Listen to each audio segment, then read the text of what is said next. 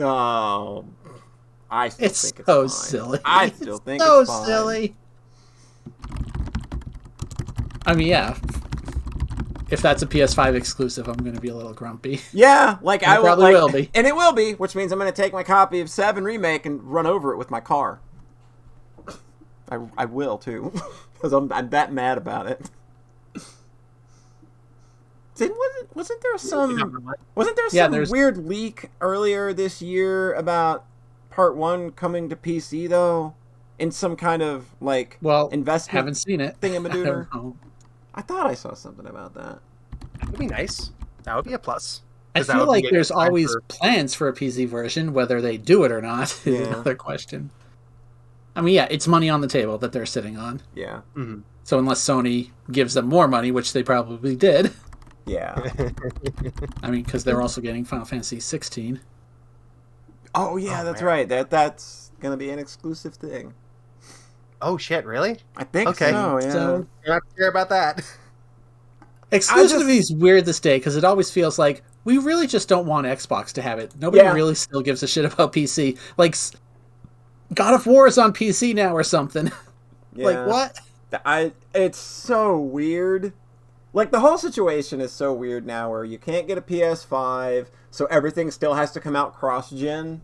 Oh which I'm all for it. Like, bring it on. I don't care. Like, if there, and the off chance that there is something that, because it's more and more, it's just like, cool. This AAA game certainly looks like something I don't ever want to play. Yeah, like how many of those do you actually care about? Not a lot. People were. I literally, like, somebody on my fucking timeline this week called Elden Ring, like the video they were seeing, a religious experience. I'm just like, this just looks like rehashed Dark Souls, though. I watched world game.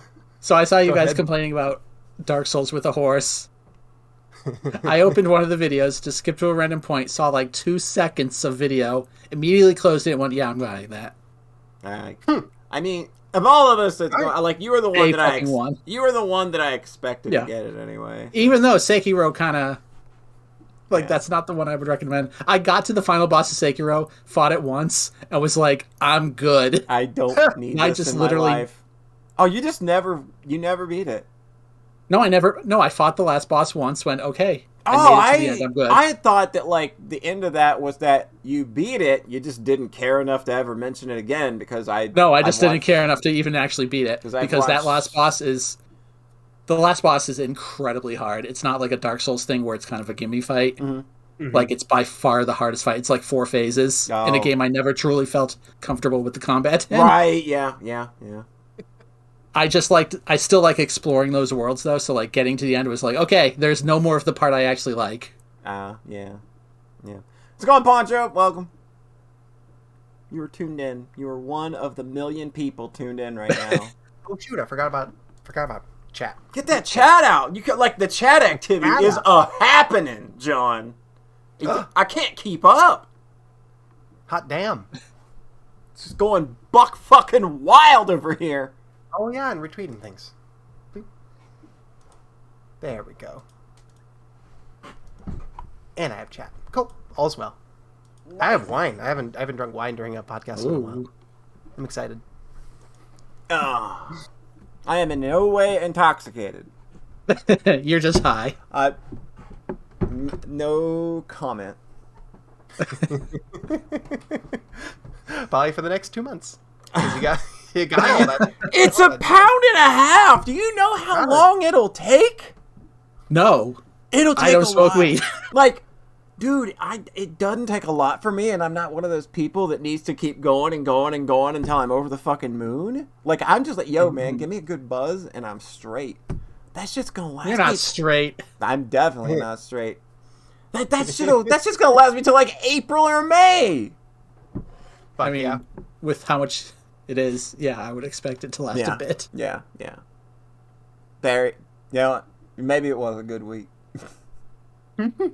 Just don't buy potato chips. That's all I gotta do. There you go.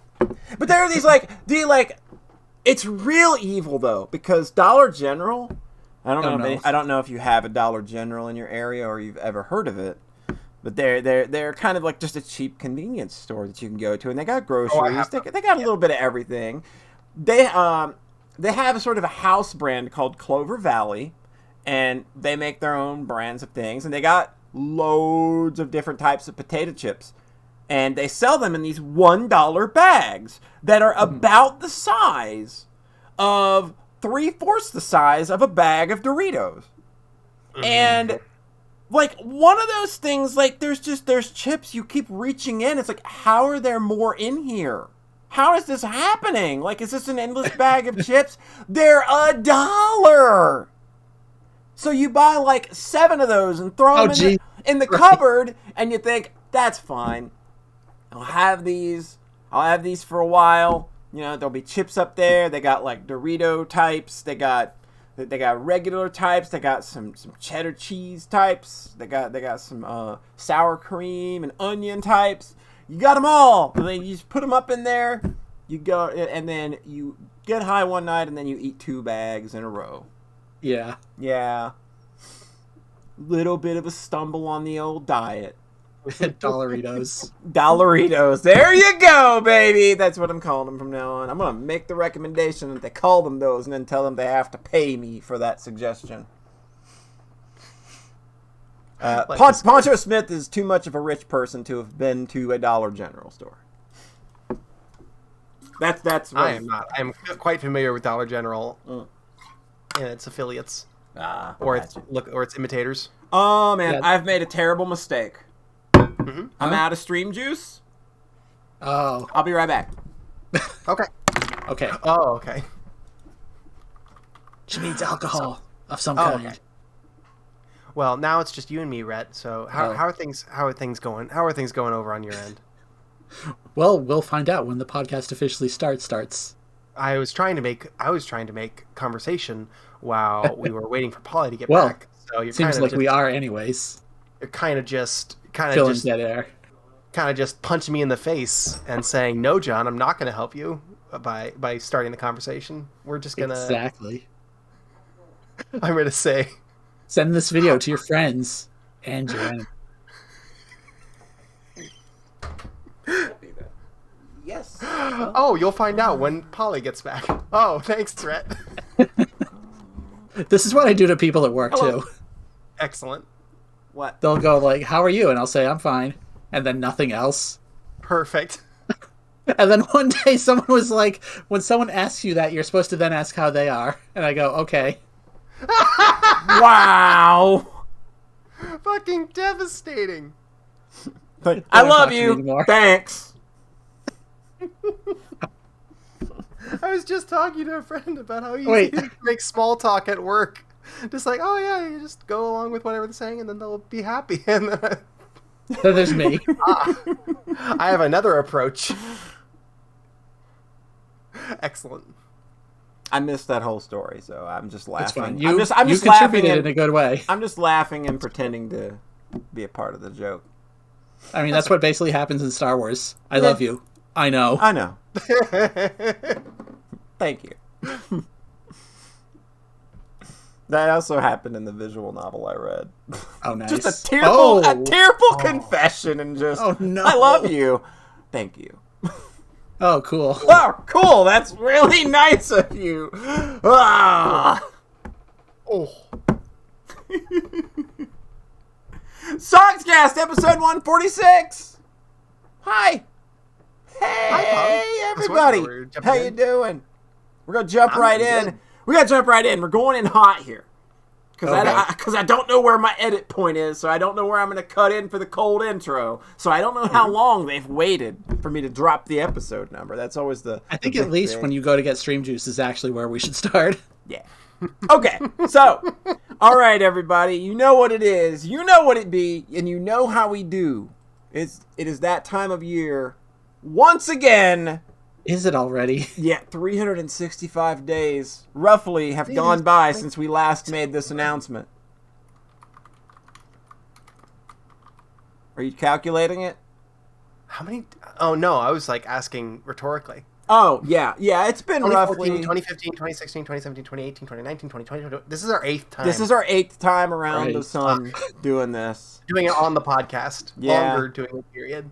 This is going to be the granddaddy 8th annual Sockscast Game of the Year Spectacular, and you know what that means. We want you to be a part of that celebration. It's as simple as it's always been. This never changes. It changed once, and then because Rhett was dumb, and it's like, what if it was 4? You wanted to punch him in the nuts after that one. What? When did that happen? There was a year where we took 4. Somebody's dumbass while we were doing this said, "What do we do 4?" And I was like, "Yeah, that sounds like a good idea. Let's do 4." Because I'm real smart sometimes. As the executive podcast host, sometimes I make very good decisions. I've got lists going back to 2014 here. I'll look for any that have 4. Okay, because I know we did 4 one year. Anyway, okay. So here it is, folks. Game of the Year. We want your lists. The first thing you need to do, get yourself 3 games together. They don't have to have been released this year. You could put Bosconian on your list, and 1, you'd make me very happy, and 2, I think I made that same joke last time we were together. Yep. I think Polly's saying that you definitely should put Bosconian on your list. I mean, it would make me happy. I would be very stoked. Like, if I played Bosconian this year, which you figure I would have since I like the game so much, but I don't think that I've played it this year at all. But if I had played it this year, it would probably have a shot, because I've only played like 24 or 25 games this year, so there's like a reasonable chance that it might have been able to make a dent in the list at some point. Look, Bad Dudes got on my list one year. So it could happen. Okay. It could happen. So, 3 games. Get your list of games together. Just 3 of them. If you played it this year, it doesn't matter if it was released this year. Whatever. Anytime's good. And then you're going to write a little bit about each of those games. A little blurb, 2 to 3 sentences is usually good enough to suffice. We don't need novels here, folks. A lot of people do it anyway, though. I find out that no matter how many times they say, please don't write a novel, somebody sends me an entire visual novel about how much they loved the latest... A visual novel? A visual novel, yes. Somebody, I would actually like shit my pants if somebody did that. They actually sent me a novel mode visual novel, or they sent in their Game of the Year list as a Ren'Py visual novel. Why am I giving away these free ideas when this is something funny I could have done for myself? But it's out there now. I can't take this away. Like, I could edit this out of the podcast and say, haha, my idea's mine. But now I've already said it, and it's on the internet, and the internet's forever. It's true. So, you got your 3 games. You write things about each of the 3 games. Get that together. Slap that into your old email maker, whatever you choose to use, and send that off to podcast@socksmakepeoplesexy.net. Whoa, John, what's that email address? Podcast@socksmakepeoplesexy.net. Rhett, what was that address again? Podcast at the swirly little at symbol, socks make people sexy, no spaces, no underscores, anything, .net. Yep. That's all you got to do. 3 games, 3 blurbs. Podcast. 3. Not like 2015, when there actually were 4. There were. I told you. Holy shit. I told you. I remember these things. Why 4? What a random It's so number. weird. Because some dumbass, like I said, A few people even did 5. Like, Iffy did 5. Well, we let her get away with everything because she's wifey and she can do whatever she wants. If she wanted to send in a list that was 116 games, we're going to play 116 We're going to sit here and read a list of 116 games. We're going to do it. At fucking gunpoint. I'll make you do it. So, 3 games, 3 blurbs, podcast@socksmakepeoplesexy.net. We need these by noon on December 12th. That is the latest you can get in, because we will be recording the Game of the Year episodes on the evening of December 12th. You might have like an hour or 2 of leeway there, because again, like we're recording, we'll probably record a little later in the day, but I wouldn't take my chances with that. Yeah. So just get it in before noon on December 12th. 3 games, 3 blurbs, podcast@socksmakepeoplesexy.net by noon on December 12th. I think that's easy enough to understand. I think folks can pull that off. I got confidence. I got all the confidence in the world that our listeners are smart enough to figure this out. I think they're going to get it right this time. I think they're going to absolutely not going to. It's going to be an this time. Yeah, this time. It's going to be... Look, I was looking at the games that came out this year, and I'm looking at things that people have been buzzing about all year, and I'm thinking, I think we're going to see a pretty wide spread this year. Like, I just kind of got a feeling like there's just a lot of good game energy going around this year. So I'm really, really excited to see how those lists end up turning out. And it doesn't feel like it's all coalesced around like one, like it doesn't feel like it's coalesced maybe as much as it sometimes does. Yeah, like I feel that in previous years, like there are those big titles, like something like a Nier Automata or Undertale or something, where you can tell that's going to be a year where you're going to see that a lot. I don't know, like I can think of maybe one game where I think we'll see. I think we know what one game is and probably going to show up. I think we all agree on that game probably being on as many lists as possible. Probably deserves it. As far as like the AAA space, I was like, even being someone into those games, this was a dry one, wasn't it? Yeah, it was real dry. Like, I mean, you spent 8 months of the year just watching anime, so that tells you where gaming's at. What did the PS5 have? Like Returnal, and then God, I almost forgot about Returnal entirely, mostly because everybody stopped talking about it 2 days after it came out. Well, that's how these go now. Yeah. And I have never heard of this game. And then there was Deathloop, which people stopped talking about 2 days after it came out. Yeah. Well, people were sick of Deathloop because it's literally been in every single presentation that would have it for the last 3 years. And it's been the same fucking trailer every time. So, it's by Arcane Studios. Yeah, it's by Arcane. That's the thing, is like both those games are from studios I really like and still don't really care about their new game. Yeah. Huh. Okay. Yeah, it's been like so. I'm really interested in seeing how these lists are going to shake out. Seeing as that it's been such a weird year for games entirely. I saw someone say, "Hey, there should be a category for best ongoing game," and everyone was just like, "Yeah, just make the Final Fantasy 14 category." Just like and the most Final Fantasy 14 game of 2021 is Final Fantasy 14.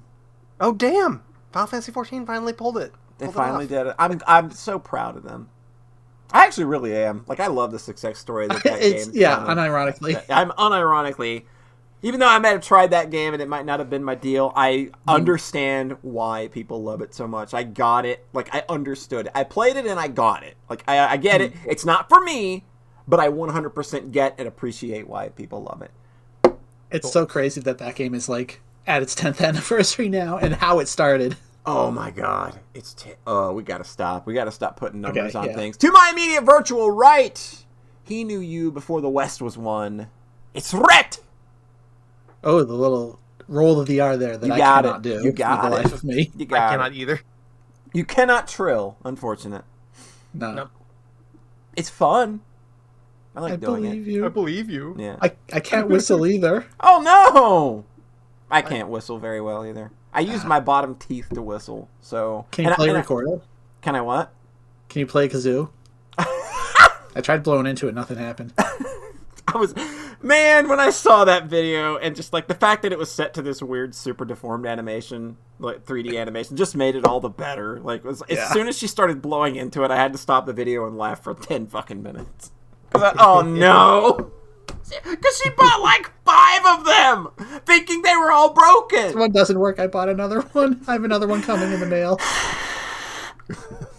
Nope, doesn't fucking work. It's just getting so mad and indignant about it. Have you tried humming in it? No, I've not tried humming in it. What the fuck?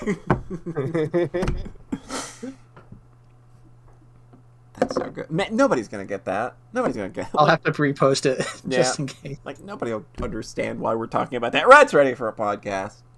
I am. All right. To my immediate virtual left, it'll still be 2 days till he says he's sorry. It's John Thayer. I get that reference. You do. Hey, we got one. Both references were from the same band this time, so there you go. Excellent. But yeah, I'm doing well. Doing ready well for a podcast. All right. Good. Exciting. Well, I mean, why waste any more time? We've been sitting here. We've been running our mouth holes for God knows how long. John Thayer, get us going. Sure. I finished Konosuba. Oh, you just went and did that, huh? Yep, I was like, I'm gonna take a break from Konosuba. Yeah, like the last time you were like here, it was very much like, hey, I think I'm gonna take a break from this for a little bit. Think I've had enough. And I did.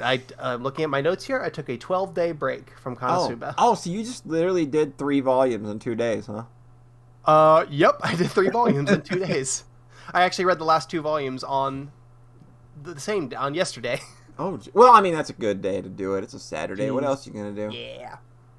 It was really nice. So yeah, I finished Konosuba. Mm-hmm. Volume 15 was also kind of dicking around. Oh my god, this series! And then, Volume 16 and 17 were the ramp up to the climax and the climax. And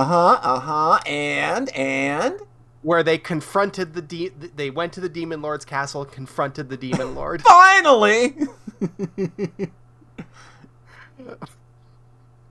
They get to the castle. Volume 17 is the castle.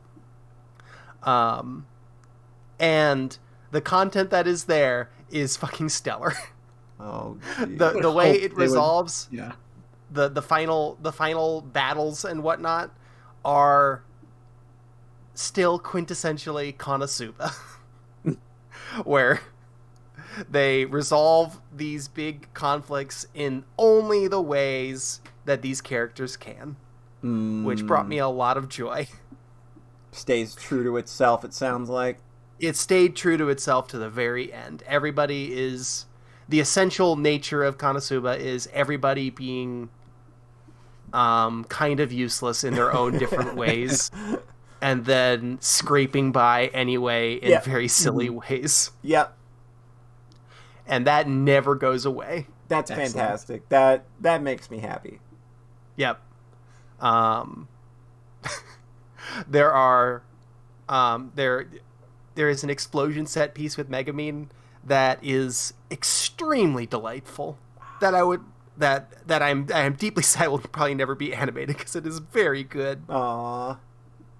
And there's a lot of good explosion content. But also just it made me really happy the way things resolved with everyone. How'd the romance stuff end up playing out? Did that kind of like finally land at like a satisfying conclusion, or did they kind of just waffle it? They kind of just they kind of just like let it sit. Like a sitcom. Okay. That's not what I come to Konosuba for, obviously. But it's just, I kind of feel that, like, if you're gonna, like, tie everything up, you gotta have the ball. Like, even fucking Tenchi Muyo made a choice, right? I don't know if anybody here's seen Tenchi. He makes a choice. Okay. He still makes a choice, it's just there isn't, like, a big set piece or anything kind of resolving it. He just kind of lightly makes the choice and then keeps fucking around for the rest of it. Oh. Okay. But he makes that choice pretty early on, and then... Or like halfway through, or like 2/3 through, and then things kind of progress from there lightly. Gotcha. I don't know. I thought the romance stuff was cute, but again, like it's not why you come to Konosuba, but I'm just like I kind of like this is one where I'm rooting for everything to come together because I'm so personally invested in everything about this show and series that like because I'm wanting to get into the light novels myself, so I want everything to come together and just be this wonderfully almost perfect pristine thing by the end, and that like they knock the whole thing out of the park is really that's just kind of my ideal version, I guess. I'm sorry. I wish you could what's the word? What's the word for the Berenstain effect? I wish you could mandala effect into that world. I don't think that this is that world. Wish I could Uchikoshi into that world. Wish you could Uchikoshi to that world. But this is the series that dicks around as a sitcom for 15 volumes, and then it has a pretty cute conclusion. Yeah. I think the main thrust of it that it really gets back to at the very end, it's about family. I mean, yeah, like it's always. I think we can all agree. It's just found family, really. It's about family. It's always like that series. Even if everybody's dicks to one another, like there's always been the undercurrent of they really do care, though. They're all they got. They deliver on that very nicely. That's good.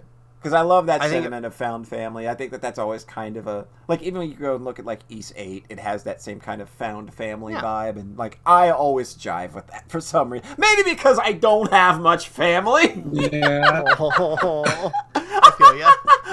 I love having a puppet on screen that's got a big, wide smile when I say things like that. It's so good!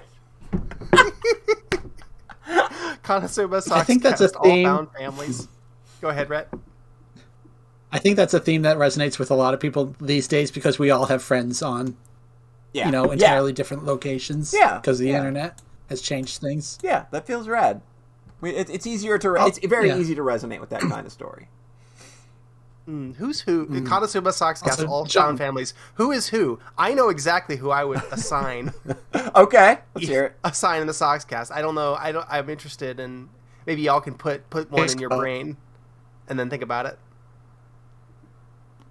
I just want you to tell me. Okay, I think John Darkness, Rhett, Megabean, Polly, and Polly's the Cosmo. I can see that. Yeah. Yeah. I was kind of going to put myself as the Cosmo as well. I had the first two and Polly is Aqua, I'm sorry. Oh my god! I'm worthless! I didn't think about it that long. It was kind of on the spot. I was just like, well, John is definitely Darkness is basically where I locked in. Right. We both locked in on that. Like explosions. Red explosions because all of Red's games are explodey and fun, and John is a weirdo, and I'm worthless. Yeah, that works. I was thinking the thing that they really get drilled down on is ultimately just that Cosma is a dick and mean to everyone, and then he completely loves all of them, and they literally we got a spam. Yo, we got one finally sick, dog. Hold on. They literally have a line where Cosma is like looking at Aqua, who's like, and he says like, she's probably expecting me to say like something cliche like, I'm doing this for your sake, my goddess. I hate that. Ugh. Yeah. God. And then he says, I'm not doing this for your sake or anything. Tsundere. They go for like specifically the line. That's perfect. So I love it. That's the line. That is the direction they go in with him. It's like, oh, okay. And it's really sweet, honestly. It's just kind of like, you're going to solidify this relationship in a way that's actually, like, super rad. Yeah, honestly, that's the dope thing with the climax, is that Aqua is, like, off to the side being useless for most of the story. Nice. Except, like, when she comes in and brings somebody back to life or something. Yeah, that's always been the cool thing about her character. Yeah. And then that's the thing... Like, the funny thing with Aqua is that whenever she is useful, it is in a way that completely breaks any dramatic tension. She, like, comes in at the wrong moment and like, undoes the curse on Darkness, or something, undoes the cool moment with no timing. And it's very funny every time. But yeah, the last two volumes kind of center around Aqua in a very nice way. Oh, good. So it kind of brings everything home for her too. Yeah, like she's not the character that obviously like the series had a big shift away from her once things started getting rolling, because she's obviously kind of served her purpose as kind of being the main comedic foil for this world working, and how you get into it and why the series has a very funny and stupid premise in the first place, and then she kind of just gets discarded for a while. And then she absolutely, it all comes together in a very nice way for her. I was really pleased. That's good. So the big thing here is that Konosuba has a ton of threads it sets up. Like, there's Princess Iris, who gets 2 whole volumes devoted to her. Mm-hmm. A bunch of stuff with Wiz and Veneer, and a bunch of stuff with all these other characters. And throughout the climactic encounter at the Demon King's castle, they mention that there is a big conflict happening between the big capital and all these other characters we know and the Demon King's army. And then the hometown is also fighting a segment of the Demon King's army with a bunch of these other characters we know and a bunch of these other threads that they'd set up. Yeah. And that stuff's all... It sounds awesome. It is not described in any way. Of course, yeah. It is resolved off screen. And And they've specifically cut to other characters' perspectives. They cut to Aqua's perspective. They cut to Princess Iris's perspective at one point in near the end of like one of the early books. Mm-hmm. That is a thing that they are willing to do. Right. And if they just done that, they would have had a lot of room for additional cool story shit. They would have just blown it up another volume, and we would have had all these payoffs to all these other setups. Yeah, that would have been rad. Would have been rad, wouldn't it? Would have been rad. You know who thinks it would have been rad? Who? The author. Because in the afterword to the 17th book, he describes, now there is also all this other stuff that had to happen off screen. Let me kind of summarize some of it now.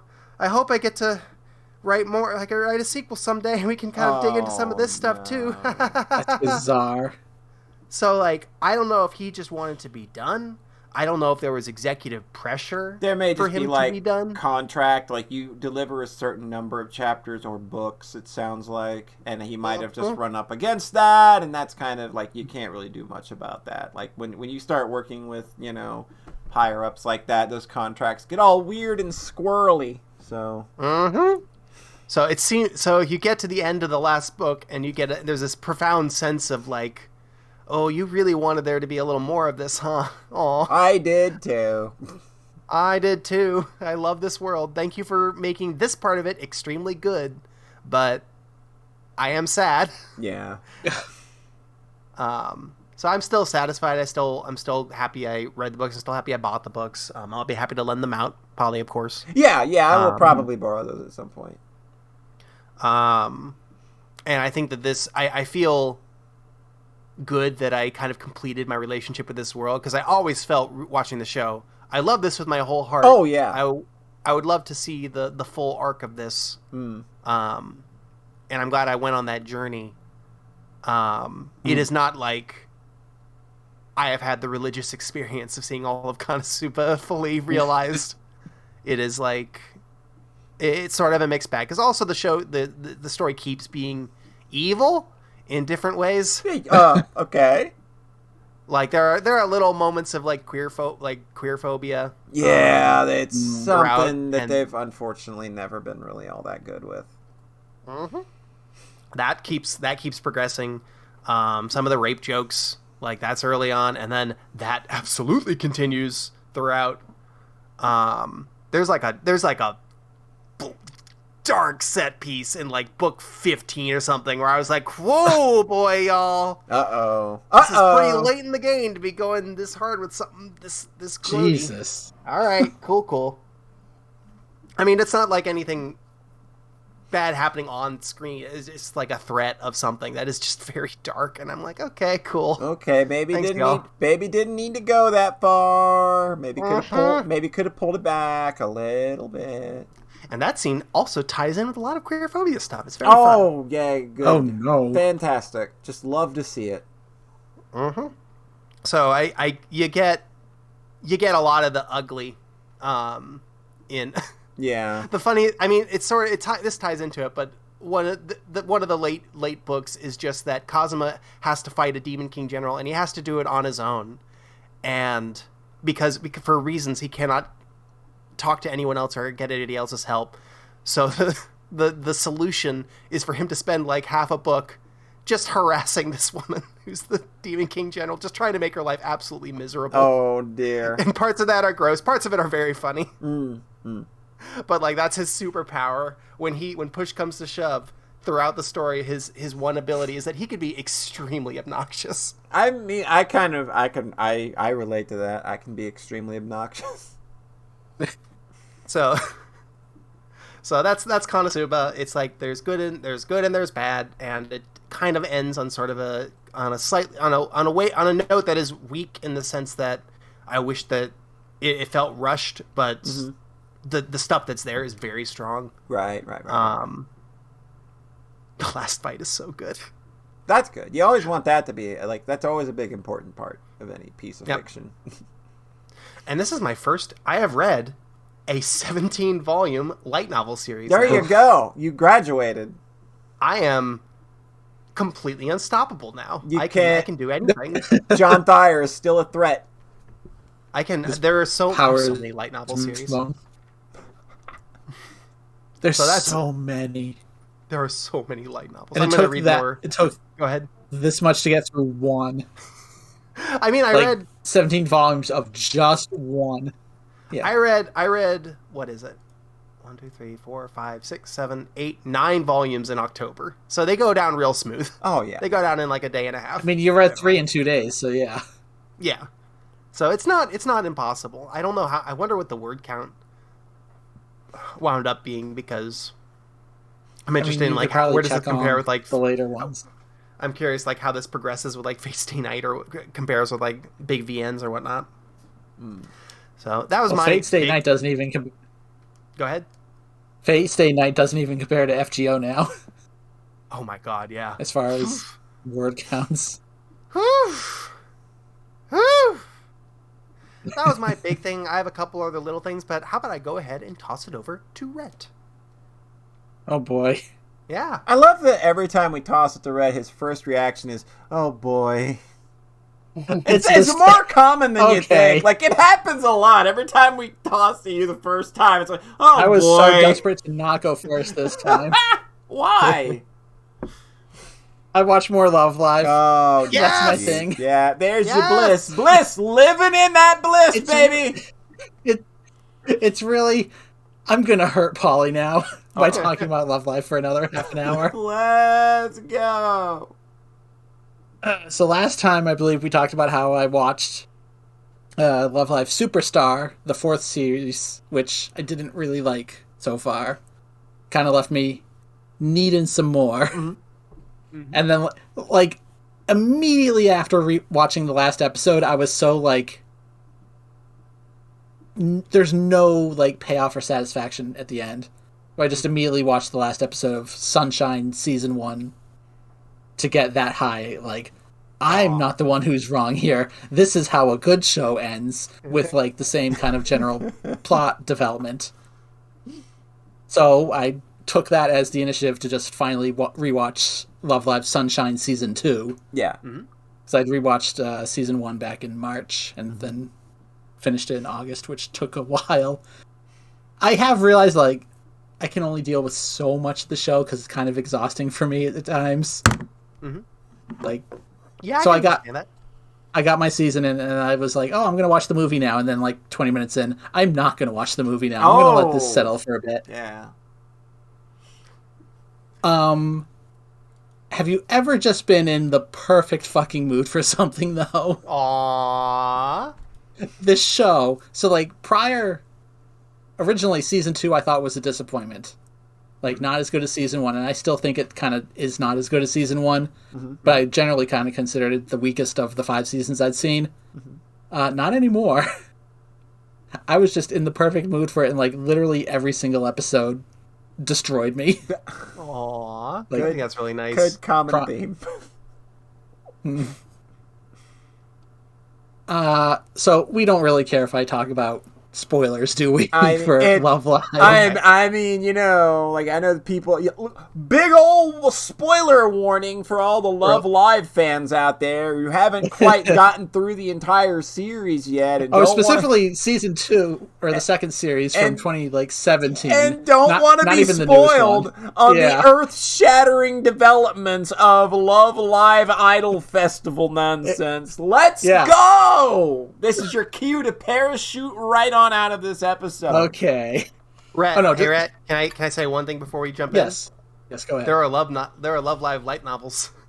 Oh Christ! Oh, no. Oh no! He's got to cut himself off at some point. God, say that 5 times fast. I mean, the thing about Symphogear and Love Live is they're both about music, and they're both anime originals. Because you know that's kind of the only way you can do the music part.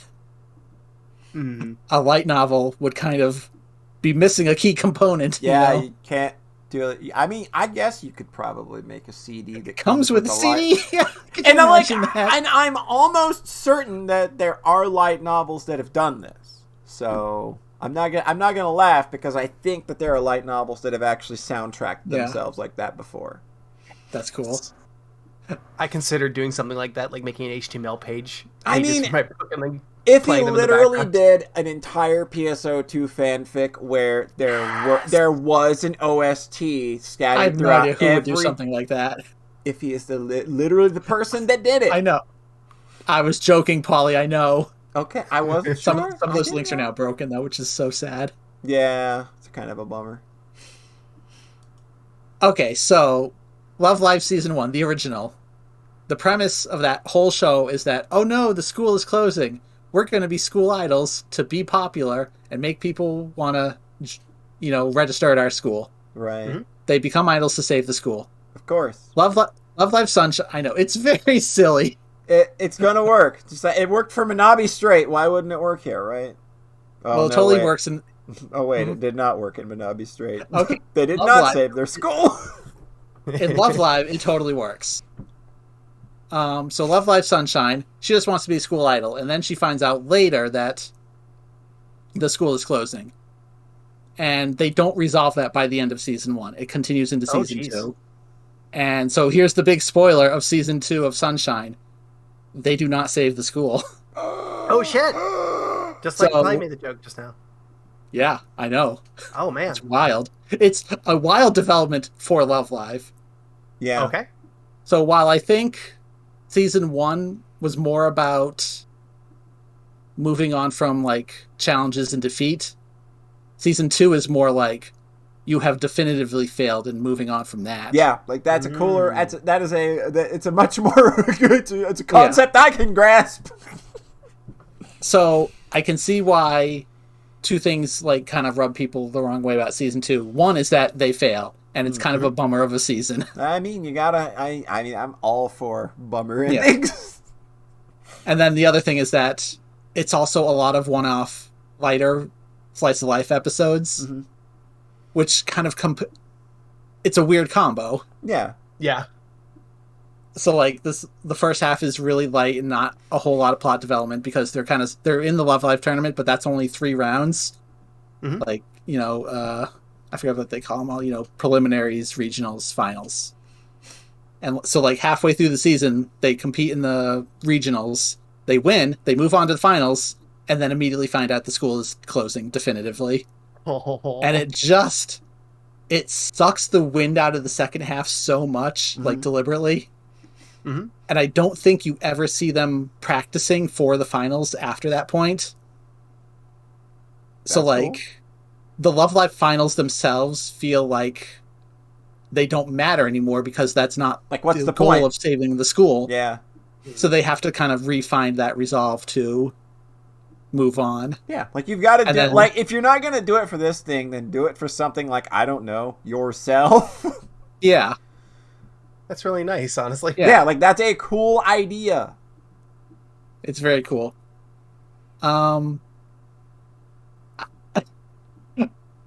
This show's hard for me to talk about, I'm sorry, because it's just such keep going. Because you keep wanting to cry. Basically, every single episode made me cry, even the dumb slice of life ones. Oh my... Yes! Like, I am just such a sap. Like, somebody said, like, I saw one of the reviews, because the reviews, like, the top 4 on Mal always have this pattern of being, like, 10, 10, 10, 4. Yeah. So I read the 4, and they were like, oh, the show is so cheesy. The part where everyone in the school shouts the answer to Chica is so lame and, like, predictable. And I'm like, that was the best part. It was so moving. Like, I realized I am very simple. I like shows that just tell you what the message is. Aww. No, I totally get that. I've been listening to Tangled music all week. Oh my god. Like, sometimes that's what your heart needs. Yeah. I think Love Live is not a musical, but it's very adjacent to. Mm-hmm. Like, it's a show where just someone or Chica, usually Chica, or if it's not her, someone else, will just give a speech explaining the theme of the episode and what they're going for. And it gets me, like, every single time. Oh, and, like, that's really nice. The last song in the series, which it ends on, is just Chica explaining what Shine is. Oh my god. It's this theme that she's been talking about the entire 2 seasons. So the last song is just here is the thesis statement. Like, here's what it is. Here is the sunshine. Here's the Love Live sunshine. Yeah. So if you're not paying attention to the lyrics on the songs, though, and I'm not sure if Crunchyroll even subs those all the time, you might miss the point of the show at points. Oh, that would be real big unfortunate right there if that was the case. Because there's something like Symphogear, the songs, like the lyrics don't really matter that much. I think they matter a little more than we give it credit for. But Symphogear is rough because it is so difficult to follow the song lyrics. I don't know. Like, I just gave up. Like, I can't do this. I don't know. Whatever. My heart beating, the wind. That's all. Those are Japanese lyrics. Those are the ones that are always in there, right? They're in there. Kaze. Kaze. You will always hear Kaze no Kokoro. Yep. Kiseki Sakai. Yep. Just all of that. There you go. We just wrote. But like the Crunchyroll version of the end of Symphogear is super awkward because they have that one song at the end that is super prominent in focus, and there's no subtitles. Oh, just like, oh well, they're singing now. That's the singing part. It's just look. Yep. I'm here for the pretty pictures, I guess. Yep. Oh, that's a bummer. So yeah, and like I think Love Live has themes that. So I guess this is why I'm saying it's hard for me to talk about. Like, because this show gives you the first step towards analysis by just having you tell you what it's actually about. It then allows you to take a further step and kind of start to connect the episodes together. Like, okay, this is referencing this part, and like these are the same thematically. Like, there's one episode where I'm not going to get into like the details, but one character talks about unseen power, and then like 5 episodes later they have a song called Awaken the Power, and like trying to think about how those themes are connected and how that ties into the last episode. It's very fun. Sure. Mm-hmm. Oh, that's really nice. So like it feels a lot more thematically consistent, and even though the one-off episodes are at times kind of goofy, it all works together. Yeah. Jessica has a point about Crunchyroll is that like their staff, I believe, are paid under minimum wage for translation. So so maybe it's okay that they don't translate the songs.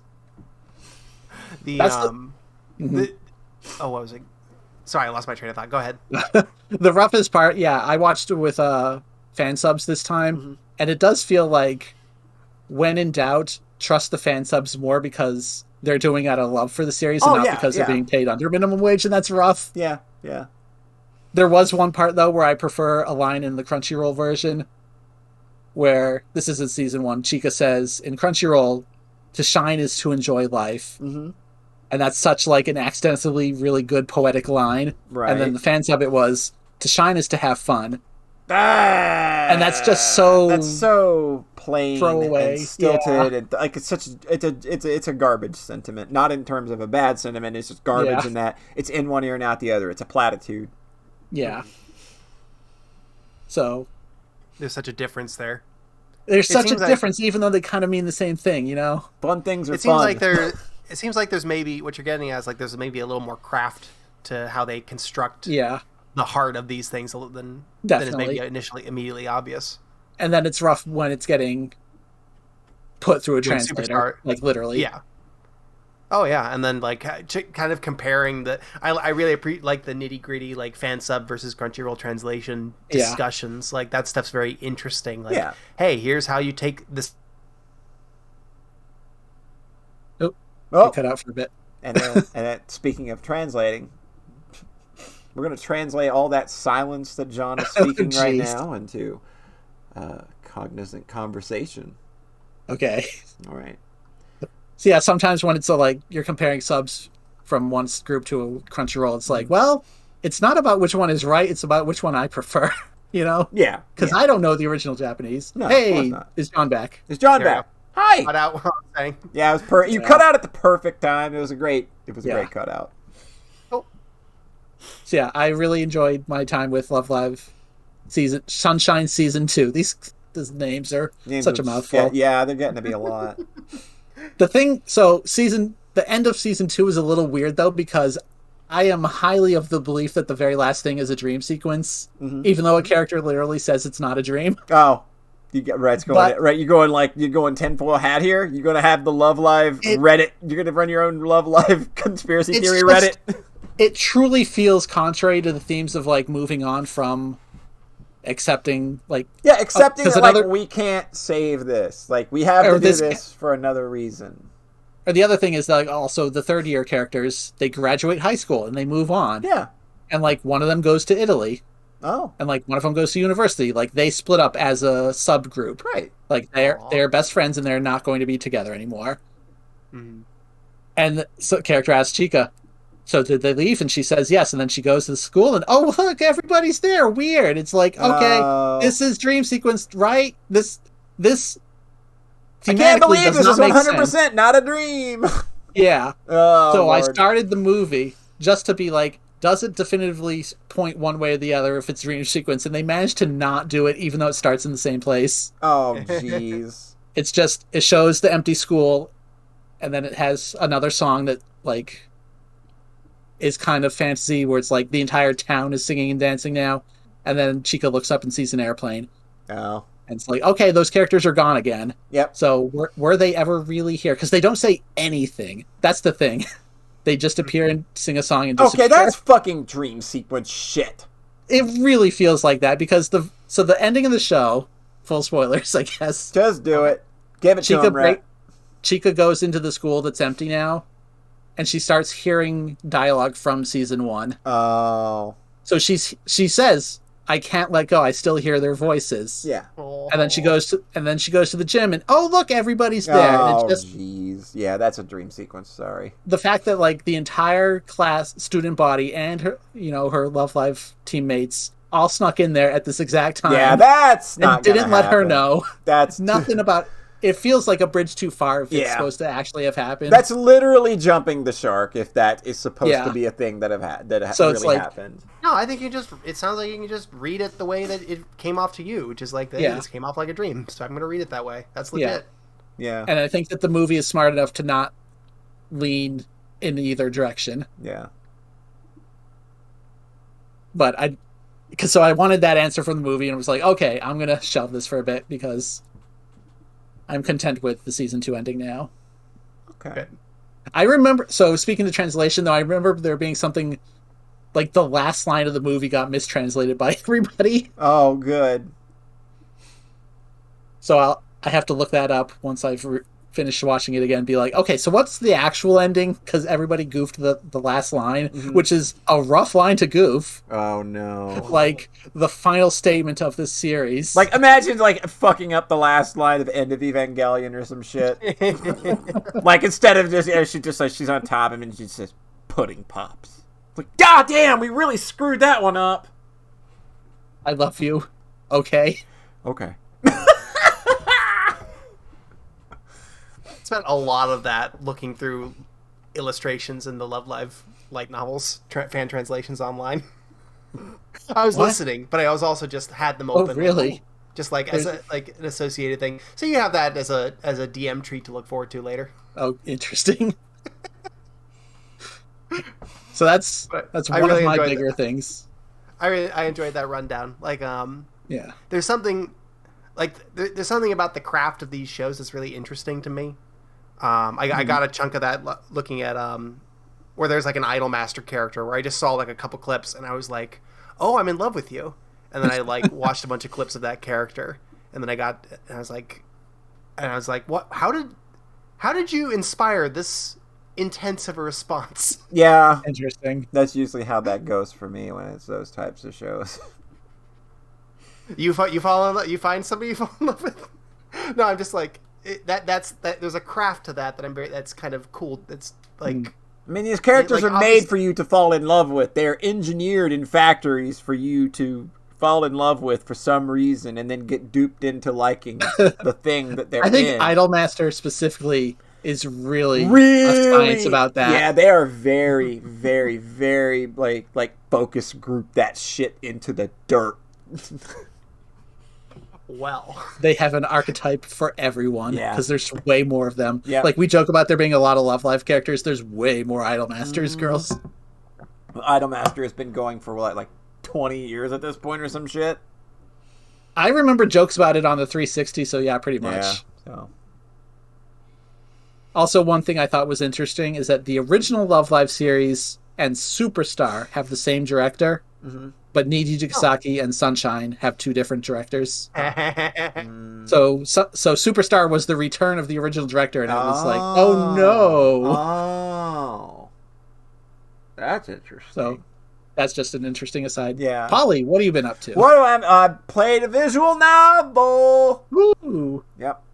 We've actually talked about this one on the show before. But we'll go over it again. I played You and Me and Her. Yes.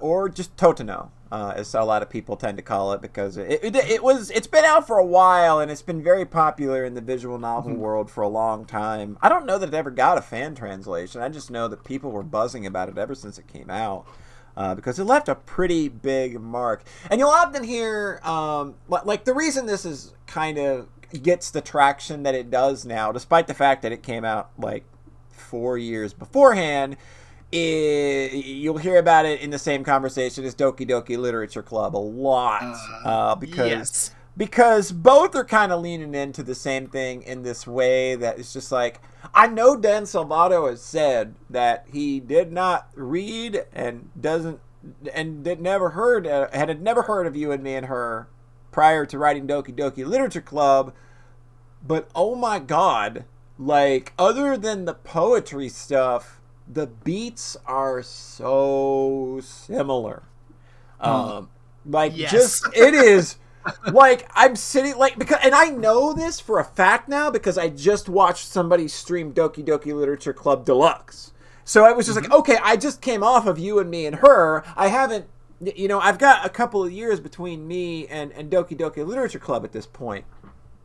So I watched a friend stream DDLC Deluxe this week, and as I'm watching, it's just like, this is just like it is almost note for note, like an exact replica of You and Me and Her in a lot of really suspicious ways. But I'm gonna take your word for it, Dan. I think I buy it, but yeah, obviously, yeah. Do you mean like the first half of Doki Doki Literature Club or all of it? All of it! All of it! Oh, extremely all of it, right? Extremely all of it. This is a really good VN Ret. So, You and Me and Her is basically your typical sort of love triangle visual novel thing you got going on. You got your main character who's kind of just sort of that kind of character that feels like he's trying to just write himself out of society and go through life. I want to be the nobody. Nobody needs to notice me. I'm just fucking dirt. Whatever. Leave me. Nobody needs to take notice of me. It's like, okay, big relate. I got you. Yeah, I was gonna say, I know that. And he's there are 2 love interests. There's the one girl, Miyuki, who she's kind of like the childhood friend character that you grew up with, you went through school with, you helped her kind of like find her voice, find a way to kind of I guess be more like you were sort of the springboard for her to end up being really popular once she hit high school. So you kind of just drifted apart after that, and she's like this big tsundere. She's just very not like I got all these feelings, but they're not for you. Definitely not.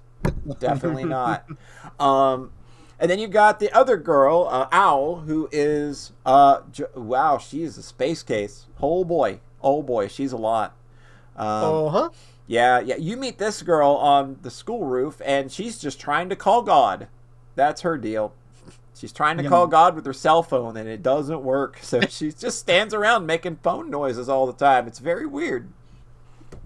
But basically, you kind of end up in a situation with these 2 girls where it's just like, look, let's just all be friends. Let's rekindle this relationship, because Miyuki wants to get back in touch with her normal self. Like, being around you again reminds her of like the person that she used to be, because the way that she presents herself now, it's a fake. Like, she's super popular now. She's like basically super perfect girl. She's basically the Haruhi class president type girl, where like everybody loves her, everybody wants to be her. But that's not who she really is. Like she's kind of like more brash. She's like down to earth.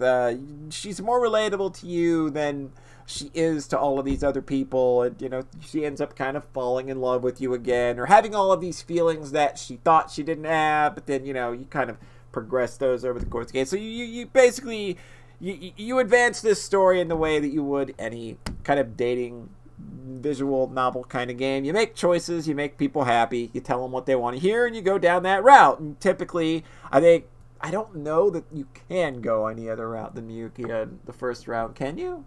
Mm-hmm. I don't know. I don't know. I honestly don't know.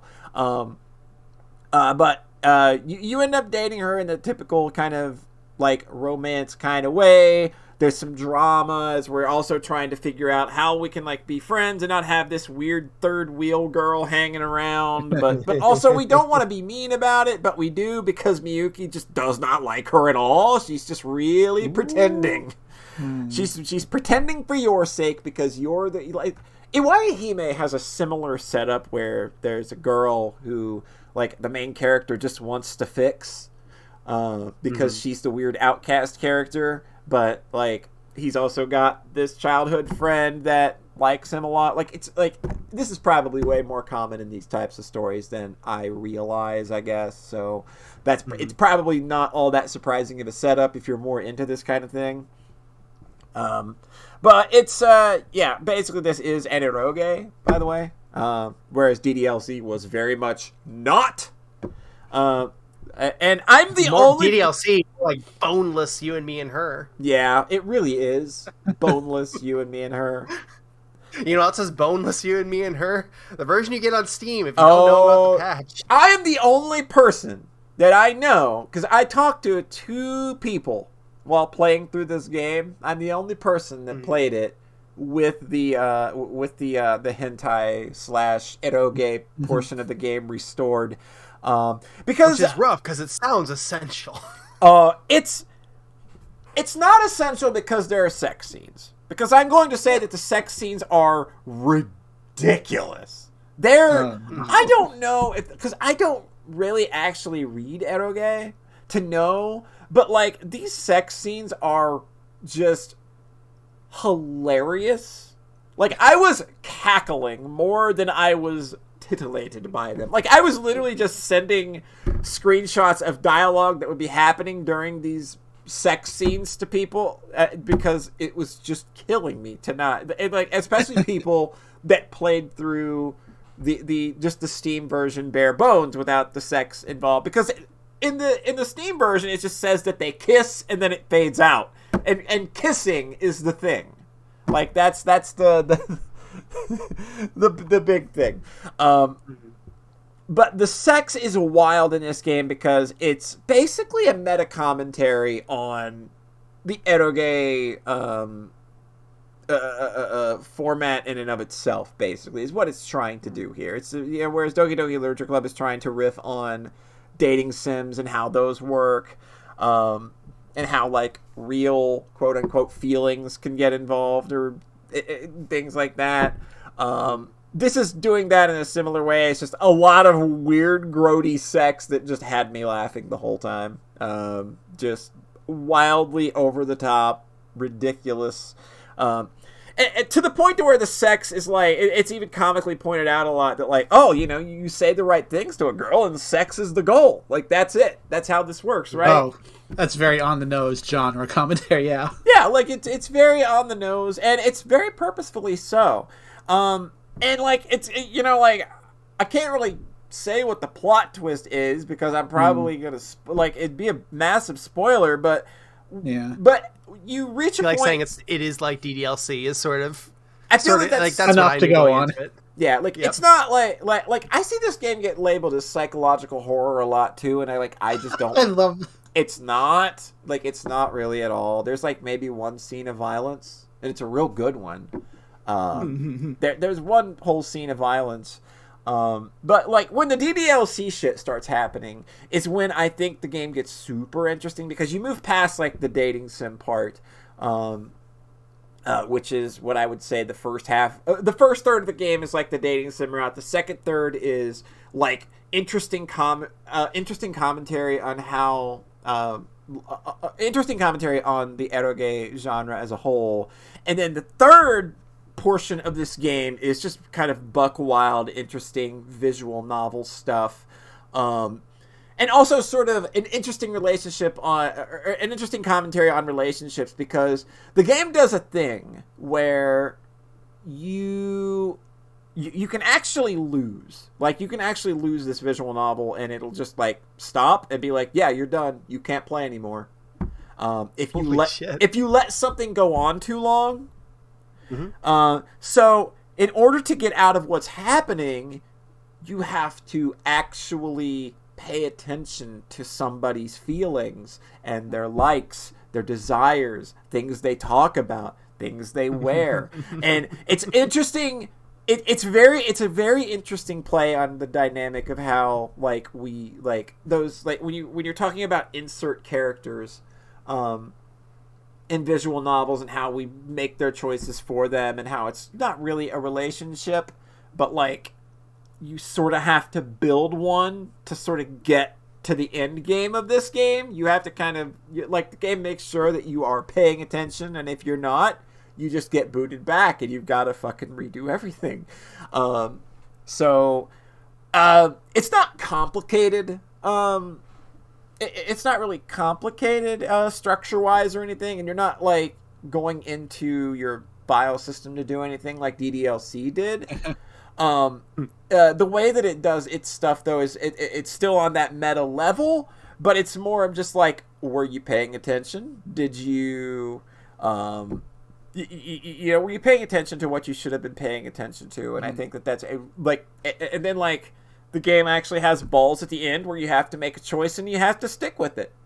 Because again, once you make the choice, the game is over. Like, yeah, you can delete your save files and stuff and do it, but just like, the game's over. You can't come back to this. You can watch this last scene again, but all it is just like, yeah, it's a reconfirmation of that you did this thing. This was the choice you made. You're done. That was the last part. They kind of elevated it over being DDLC. They do a thing on the title screen. They do a thing on the title screen as well with the title of the game that just like, oh my god, it's such a perfect little detail, and it's just like, I'm glad you thought to do that. That was really cute and clever. This is a visual novel where there were so many moments where I just kind of found myself in awe of what it was doing. With not only just its commentary, with the way that it was telling, because like, I think that the love story that it's telling between the characters, like, I don't know, like, over time, I guess I've kind of cooled on it a little bit. At least, like, the parts where you're building the relationship with either of the two girls. I find that it's just like, I'm just kind of a little cold and indifferent to both of them at this point. I just kind of don't care. I like what the game did in the back third with all of the meta stuff and the way that you have to kind of actually learn a lot of things and pay attention to somebody's feelings and stuff the way you would in an actual relationship. That is really, really fun and cool.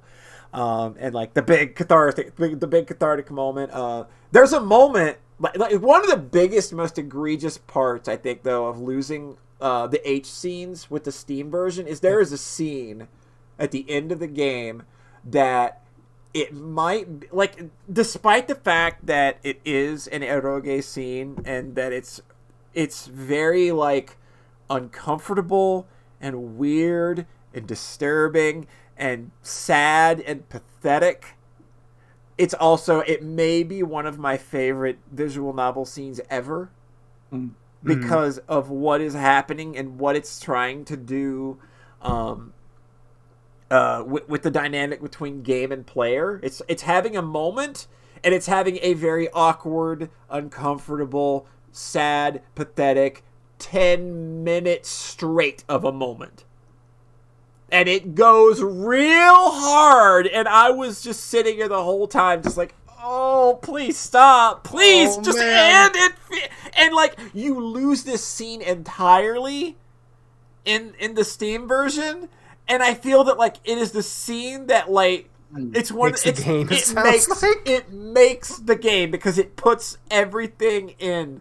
Like, I guess my only other criticism might be that, like, when you get to the final decision, like, I feel that it's really kind of like, you can feel like you're getting guilted into making one of the decisions or deciding one way. Because the game centers around certain things in a certain way, and you can feel like you're making this decision just because you feel bad, and you're not making the decision that you would make normally. Polly, that's what I did. That's what John did. I made the correct decision, Polly I think. made that. That's the fun thing, is that I feel like I reflected back on my time on the game like, oh, wow, I just kind of let myself get brought along with these feelings. Because that's because I can be a sniveling weakling sometimes. And of course, Polly made the right choice. The Cosmo of the group made the right and responsible choice. But the balls that this game has, I think, are big. Yep. I really, really admire like what it was trying to do. Like the writer wanted to make a visual novel to end all visual novels, and I think that like with what he was doing choice-wise and the way that like he was setting up this meta layer sort of before we'd seen anything done like it, with regards to this form, like where it would like gain popularity with DDLC, of course.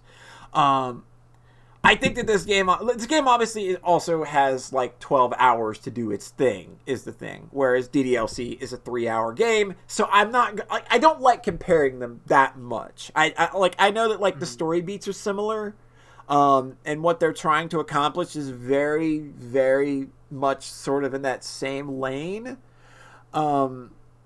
But when You and Me and Her has like 10 to 12 hours to do it, it's like I think that there's a lot more room there to kind of actually feel something genuine, something that feels a little more real. I think my deal was like I came away from it like I understand how this is better, but I still feel like I enjoy DLC more, both because I experienced it first and because it's a little bit more immediate. Yeah. But then the thing is, that was me coming off of the boneless version. I feel like playing the version that has the edge that felt like it was missing in the Steam version. I would God. If it delivers in the way that I kind of want it to, I feel like I would pretty uniformly be like, okay, this is sort of the bigger, better, more epic version of what that other game was accomplishing. It definitely like, and that's sort of like the other person that I talked to about it. Kind of they kind of got that idea as well. It's just like.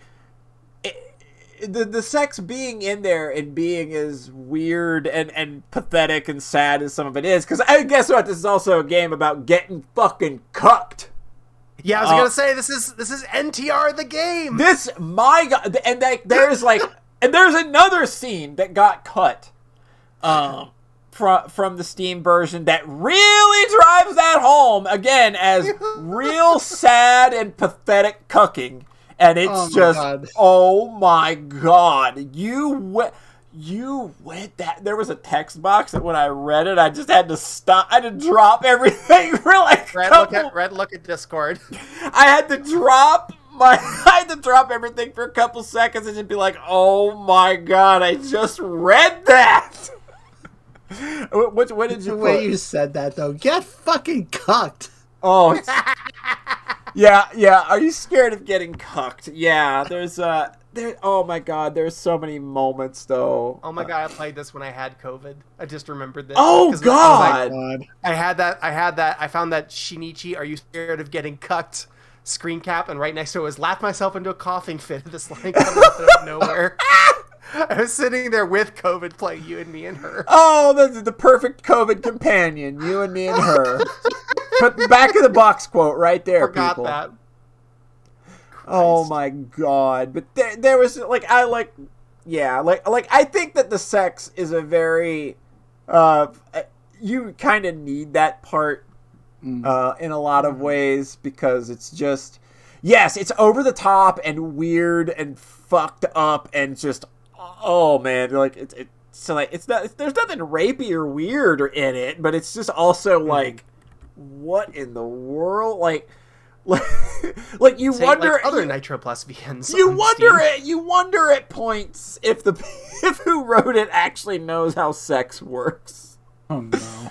But I'm gonna just say that, like, given the fact that I don't really regularly indulge in eroge, that might just be, a symptom of the genre itself, though. So, like, I can't say for certain, because again, it's not something that I regularly read. Like, this is the first actual, like, horny VN. Maybe all eroges are stupid. They might all be, like, that wild and stupid with the sex. Like, I don't know. But the sex in this game just consistently had me rolling on the floor. I transform into another person experiencing eroge, so I can't tell you what the reality of them is, because the other John is not capable of gauging how things compare with reality. Right, yeah. But I think in the end, like, I guess I feel a little colder on this game than I did when I immediately finished it. Because, again, like, I don't think that the actual romance portions of it actually held up for me. Just because I think one side is just like, I'm hanging out with you because I feel bad. And then the other side is, I'm just hanging out with you because I want to fix you.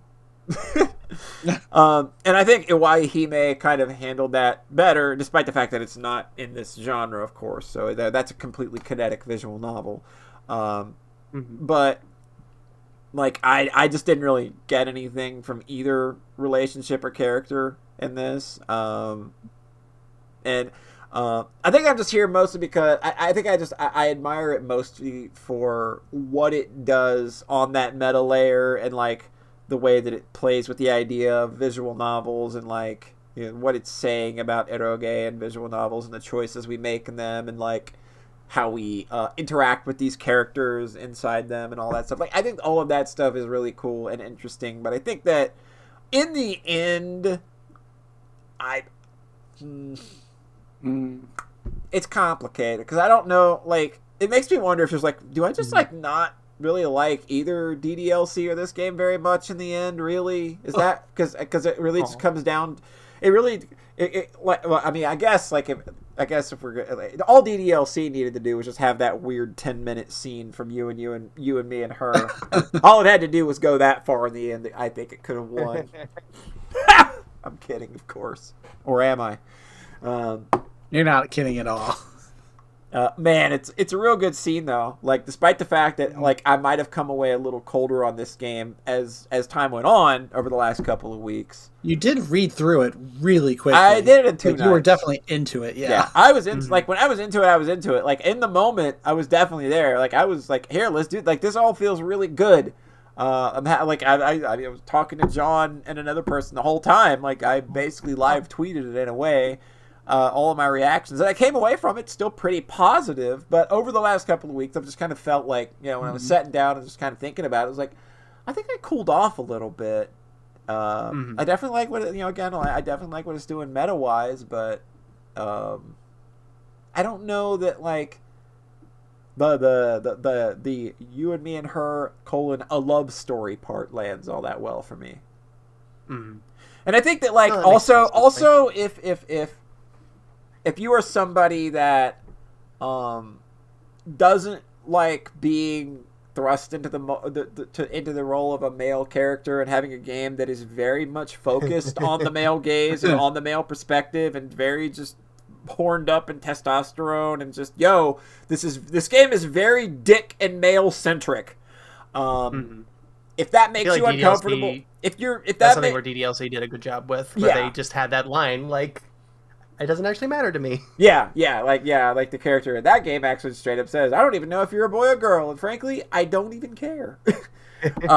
Whereas this game is just very like if you get to that scene that I am talking about, that I think is one of the best scenes ever, and that's like the way that it's presented with being the strict male focus, it might, if that makes you feel a certain way, like, because the projection doesn't bother me any. As a trans person who doesn't, relate to the whole male thing, that doesn't bother me. Like, it never bothers me to be in control of a male character or to play games from a male perspective. It doesn't bother me at all. But if that does to you, especially since a lot of sex is involved and a lot of, just very male sex stuff is involved, especially if you play the R18 version, Yeah, just be aware going in. I think that, like, if you like DDLC, this is an easy recommend. And, like, the production values are freaking top notch. The art is gorgeous. It's all over the place. The music's great. Like, even the UI is just very eye-catching. Oh, it's so pretty. It's very soft and pretty. Like, it's just a wildly pretty game. Yeah, like, there will be something here for you if you want DDLC, but a little more porny. But, yeah, like, I don't know. Like, that's weird. Like, I guess, like, the dust has not settled on this one for my thoughts, maybe. Mm-hmm. I don't know. Mm-hmm. Like, I just kind of feel a certain way of just, like, I know that I've cooled off on it. I know that it's because I really wasn't into either of the two girls. But mm-hmm. I don't know that, like, if at the end, like, my attachment to either character is really not what matters here. Maybe, like, the other stuff that they're doing, like, especially in that last third with what they do, with relationship stuff and the big climax at the end. Mm-hmm. Yeah, when they do all that shit, you know, like, it's hard to say. Like, I don't know how this lands for me, I guess. Yeah. But, like, I like it. I just don't know that I'm in love with it. I definitely did not come away from it feeling like, oh, I was really invested in the romance of this. No. Like, that felt like I was invested in the two characters and their journey. Yeah. But I guess for me, like, that definitely feels true that it doesn't really deliver on that respect. Yeah. I guess the question is sort of like, is that really relevant to what it's going for necessarily? Would that have made it a lot stronger or not? Well, it does call itself a love story, unfortunately. Yep. When you put that in your title, I feel the onus is on you to maybe deliver on that a little bit, and maybe they thought they did. But yeah, I see what you mean. Yeah, like, but if you don't connect with these characters in that way, then that might fall flat. Mm-hmm. Mm-hmm. That makes total sense to me. Yeah. I still want to play the porn version at some point. Absolutely should. I recommend that anybody that did not play this with the porn scenes. Again, like, I don't think, like, yeah, the porn scenes are gratuitous. They're weird. They're funny. They're awkward. That may be a symptom of the genre. I literally don't know. But when you see what it's going for story-wise, and this is, like, and the game tips its hand on that real early if you have the porn version installed, because a character says something on the way home from school that is not in just the regular version, and I was just like, that catches you completely off guard. Like, oh, uh-oh, we're doing something here, aren't we? Aha!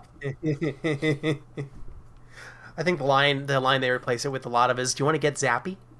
Well, I mean, they use get zappy a lot, even in the porn version. Okay. But she goes into huge detail. Okay. Yeah, a lot of detail on one of the conversations after school. It was like, oh, that probably wasn't in your version, was it? Nope.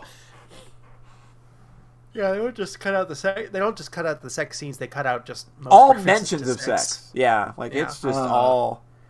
Yeah, it's boneless. Boneless. Yeah, it is funny because I remember John talking about this game last year and specifically saying, like, I just wish this had a little bit more edge to it. Oh, like, God. It was there all along. Oh, boy. It is there. There's a lot of it.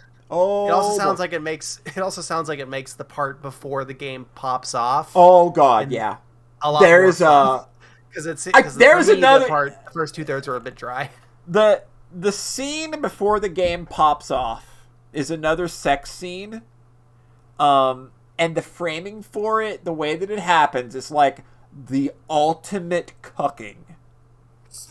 And it is raunchy, dirty, grody, pathetic, sad, disturbing sex. And then the game, and then when you kind of like put yourself in the character who's getting cucked and you put yourself in their position and where they are at while this is happening, you just get the willies thinking about it and you go, you know what? Yeah, I think I'd do that too. Yeah, I think I'm with her on this one. It's wild. It's just it's over the top buck fucking wild. I was astonished at the things I was reading. And I'm not a prude by any measure of the word. Yeah, so that... I love that this is the video game podcast that talks about porn games. Yeah, we could do that. Makes me happy. The only video game podcast that talks about porn games. Well, I mean, we're also the only video games podcast, so I mean, yeah, that's true. We have to cover all the bases. The essential. Cool. Thanks for sharing your journey with that, Polly. That was very fun. It was a thing. I don't like I said, like if you play DDLC and you don't mind something a little more porny, I would say go for it and get the patch at Jast USA. You get it at the official website. Get that and play it through that way if that doesn't bother you. I don't know about the boneless version. Like I just don't know that it would hit the same way. No, I think you have to. I think you have to play this with the porn in. You want the bones. You got to get the bone. Mm-hmm. Get the bone, people. Get that bone. Get that. Get boned. Bone. Get boned. Get cocked. Get a 5-minute break. Cool. Yeah. We will be right back.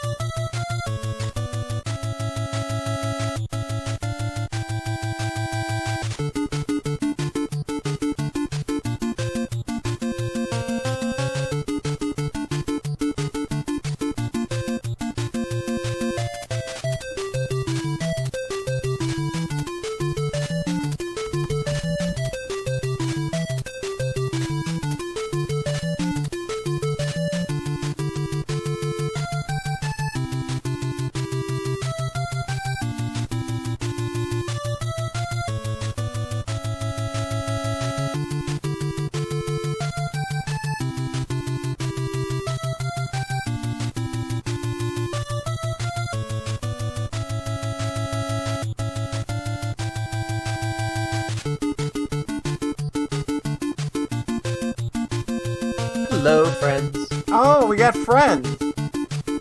When did you get those? Twice in one night. Damn! Blown the fuck out. God damn. Can't believe it. Destroyed. No, here we say cucked. Oh, right. Cucked! Friendship cucked. Yeah, you got friendship cucked. It's okay to be friendship cucked. You know, on this episode so far, we've talked about a light novel. Yeah? Yep. An anime. Yeah. An idol anime. Yeah. And a porn VN. Yeah. We got all, like, we're just covering all the essential bases. Like, everything that matters. Everything people tune in for tonight. Like, it's just such a good spread so far. It's such a great spread. I got nothing else. Shit. I don't have much else. This will be a short one, I think. So this one might be a little breezy tonight. I have some more stuff. It's fine. Okay. Red will dig into that well of 800 anime he watches a week. He'll find something. That is actually the plan. John knows the other one. Okay. Excellent. All right. So, John, do you want to kick us off? You want to go ahead and get things fired back up? Sure thing. Okay. I finished Metroid Prime. That game, you have thoughts on. Yeah. All right. So this is very funny to me, but the first time I finished Metroid Prime, I was like probably like 16 or 17, and I didn't like it and posted like a big screed on the forum about how I didn't like it. Oh, baby. And then like a week later, I was like, I don't agree with anything I said up there. Forget all. This game is good. So like I went through a whole poly arc with it, but like fully after I'd finished playing it, I like finished it, said a bunch of stuff about it, and then like read other people's thoughts on it and stewed on it, and like I just like entered my mind palace like, oh, there must be a way to like Metroid Prime. Right? Yeah. I'm gonna figure out how to like Metroid Prime, and then I did. Oh. So for the last decade, every time I look back and think about Metroid Prime, I feel warm and good. Yeah. Good art. I was really excited to revisit it. And then like the Metroid binge was like a good excuse for that. And so I played through the whole thing for the first time since the one time I played through the whole thing. Versus like the 2D games, which I've played many, many, many, many times. Mm-hmm. And I feel like the truth is complicated, which is sort of a theme. I was kind of expecting that, Yeah. because when I revisited that game a while back, I remembered fighting some of the bosses, especially Flagra, and thinking, man, this is just really throwing me out of it. This is some video game ass bullshit. Yeah, it feels... The word that I kind of... Like, I think that even you mentioned it, I can't remember now, but it's very Zelda-y. It feels like a 3D Zelda. Yeah! Open paren, derisive, close paren. Yeah. It feel like the bosses all feel like that. Like, so let's do the negatives. I don't think the combat in Metroid Prime is particularly smart. Oh, it's not great. Yeah. Like they were afraid of twin stick shooters at that point. Yeah, like okay, the lock on thing is fine. I'm okay with that. I like how the game feels to play. Mm-hmm. The combat set pieces in the back half are, here are new space pirates. They are colored. They have a specific color. Yeah. Use your scan visor. Oh, this is a wave beam space pirate. You can tell because it's purple. Yeah. A flaw in their design means that they're vulnerable to the beam that they're using. So use the wave beam, says the scan visor. Oh, yeah. So, thank you, scan visor. I used the purple gun to fight the purple enemies. Thank you, They're Navi. invulnerable to everything else. Thank you, Navi. And then they introduce you to yellow space pirates. Yeah. You know how you fight the yellow space pirates? You use the yellow gun. Yep. Is that the plasma beam? That's the plasma, I believe. Yeah. No, that's the power. That's the power beam. The plasma beam is the red gun. No, red. Right. And that's for when you fight the red space pirates. And you know what you do with the blue space pirates? Big old thinky dinky. That's right. You use the blue gun. Swiper, no swiping. Swiper, no swiping.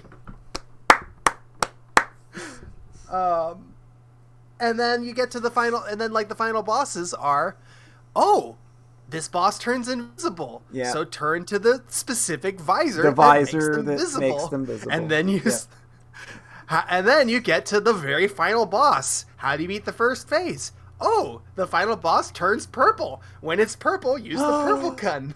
And it turns red. When it's red, use the red gun. Yep. And then you fight the second phase. It turns invisible. Oh, better switch to the arbitrary visor that lets you look at it. And then you can shoot it with the hyper gun.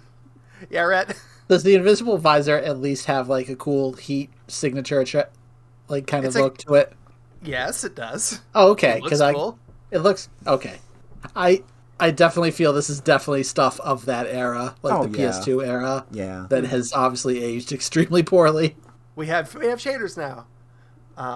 I guess I don't know if that's what it is, but that's what it feels like. It's probably shaders. I don't understand having a thermal visor and an X-ray visor, except that you want to have a boss that you can only see with the thermal visor, and then a boss that you can only see with the X-ray visor. Yeah, it's very like we got 4 slots here. We need to put something on it. Can you see Space Pirate Bones with the X-ray one? I can't remember. Yeah, you can see enemies with them. Give me them Space Pirate seems like bones. That one definitely feels like we can do transparencies on polygons now. Check this out. Check it. Oh shit. And that's the combat. Those are the boss fights. So you combine. Oh, in order to beat this boss, use the item you got in this dungeon with. You have to wait 15 seconds for it to make itself vulnerable attack pattern, and then you can pummel it with shots, and then you get a Wind Waker boss. Yay! Yeah, it's the boss design. Going back and revisiting that was rough when I kind of realized what was going on. It was right. I definitely remember not actually ever liking the bosses in the original. Yeah, like I stopped. Ridley's probably the best boss. Yeah, that's the fucking worst part of it is that Ridley gets to be the best boss in show just because it's at least not all that. But it's still 15-second stretches of like he's flying around. You can't hit him. Yeah, wait. And then there's stuff like there's a tower that you rotate by doing specific bomb slots. Yeah, it spins around so you can make the magnet beam slot. And I'm like, I just missed when the puzzle was there is a block that looks like all the other blocks on the wall, and you need to hit it with your bomb, and that's how you progress. There's a purity to that I really enjoy. And then this is like, we've got puzzles. Do you like puzzles? You got puzzles and combat. And it just feels very like... That game exudes a lot of excitement for what it is, I think. Mm-hmm. Like, it doesn't feel I have a lot of positives to get to. Okay. Yeah. I think that everything that it's doing, even if I'm kind of like eye-rolly at it at this point, I feel that it's very excited about what it's doing. Mm-hmm. I think that this game's presentation is fucking breathtaking across the board. Oh, yeah. It is a absolutely beautiful game. And looking around, like just existing in these like little 3D diorama world rooms, like they feel old now, but like it's still like completely confident and gorgeous. And I just love existing in its world. Mm-hmm. The fact that they make you spend like 3 or 4 hours just in the Chozo ruins at the start too feels great. Feels great because that's like one of the most gorgeous levels. Yeah, love it a lot. That whole opening episode on the Space Pirate frigate is really good. Mm-hmm. I think the theming of this game is really smart, because it is about the space pirates and the Phazon encroaching on this beautiful natural world. Yeah. Mm-hmm. And the Phazon is this awful toxin, and the space pirates are idiots, and they don't know what they're messing with, and they are trying to harness this basically like evil force. When we touch this stuff, it literally melts us. What should we do? Inject ourselves with it. Yeah. I feel like in the grand Nausicaa arc of Metroid Prime, the space pirates are the humans. Yeah, I can fucking see that. And when you look at it through that lens, it's like if you just think, oh, the space pirates are the humans, and it's just correct. The space pirate lore stuff is so good. I love those entries in the fucking lore book. The writing has so much personality. God, it's all so of that, smart. Like without like leaning on it in an obnoxious way. It is so fun and funny and interesting throughout. There's a lot of gravitas to the Chozo. Yep. As well, that really comes through in their writing, without being like obnoxious. Yeah. And I think that when you get to the wrecked frigate and you see like these plant tendrils like coming in around it and this very peaceful music as the fish like swim around in this place that you were in before, and there's this awful hostile space pirate frigate. Yeah. And you're like, oh shit, you're doing a cool thing. You're making me like this planet. You're making me want to protect this planet from these encroaching forces. Yeah. And this is the Metroid where you don't blow up the planet at the end. Yep. They make you fall in love with Talon 4. Yeah, it's a really, really great place to be. Mm-hmm. And I think that there's a resonance to like that story that's strong enough that when you get to the end of it, like it feels like a tiny like JRPG catharsis for me. Like getting to the end of it and having like the big theme music playing as you fight the Metroid Prime at the end. Yeah, that feels good. It all feels good. It feels like sort of the most epic Metroid, like as an arc. Yeah. And I found it really strong and moving in a lot of little ways. Yeah. And that is the other side. And also, I don't think I've ever played another first-person game where the main character is so convincingly a presence in the world. Yeah, like, they do a lot. Retro did a lot to humanize Samus, despite the fact that you never really see her much. That she never speaks. They do so much to characterize her that I feel that, like, their work gets really undersold in that department. Absolutely. And just all the details with the visor. Yes. Just the hyper like detailed UI is like feels like somebody pointed out. It almost feels like an old PC game. It really does. Yeah, like that's the vibe you get like when you first throw that game on. It's very like it's both classy and also like very over the top in a way that I really love. Yeah. Jumping around, like you feel Samus's weight and kind of presence, and then all the cool details everyone notices, like the fogging up your visor, shooting a charge shot next to a wall, and then Samus's face flashes in her visor. The first time I saw that was just literally like, oh, I'm literally playing a next generation console now. I think that was like a moment for me. I very specifically remember finding the charge beam at a fucking rock and seeing Samus's face light up in the visor and going, oh, what? So that was my like mixed arc with it, was just like I don't actually like the fighting. Yeah. And I don't like the puzzles. Yeah. Existing in this world is so cool. Yeah. And I'm really excited for Prime 2, honestly. I'm ready for that now. And also a big part of the fighting being a little dry is that it's pretty easy. Oh, God, yeah. Prime 1 is baby easy. And I had such a hard time with that fucking game. Really? Like, I mean, I can't laugh at you because I did the first time, too, because I was the last holdout. Like, I did not want Metroid to go 3D. I hated the idea. I still bought the game day one. I played it for a bit and was like, fuck this. I don't want it. And then I came back like 3 months later and played it. But yeah, like the first time through, it was like, oh, this feels so weird. I remember like specifically getting stuck on the ice boss. Oh, God. And like just stopping and quitting the game and coming back a little while later. Flagra was my stop point. Like because I just didn't feel I could be fast. I could not do it fast enough, and I still like dread going to fight that boss. It's like the main reason I don't want to play that game again because I don't want to fight Flagra. I hate it. So I remember when I came back. It's not just that it's goofy; it's that it's hard. Yeah, it's hard to be fast enough. Yeah. Aww. I just remember when I came back to it, like, okay, I beat the ice boss, and there's a lot of combat in the back half, and I'm never feeling great about it. I remember when I fought the Omega Pirate. Ooh. I think I beat it first try, barely, and was just like, thank fucking God I never have to do that again. Omega Pirates, rough. And then losing to Ridley like a bunch. Of course, but at least that one's kind of fun. Yeah, like that one works. Mm-hmm. And then losing to Metroid Prime a bunch. Oh yeah, lose to Metroid Prime a lot. Yeah. I literally got to Metroid Prime and it's like, oh, you're firing 2 slow-moving orbs. Charge shot, boom.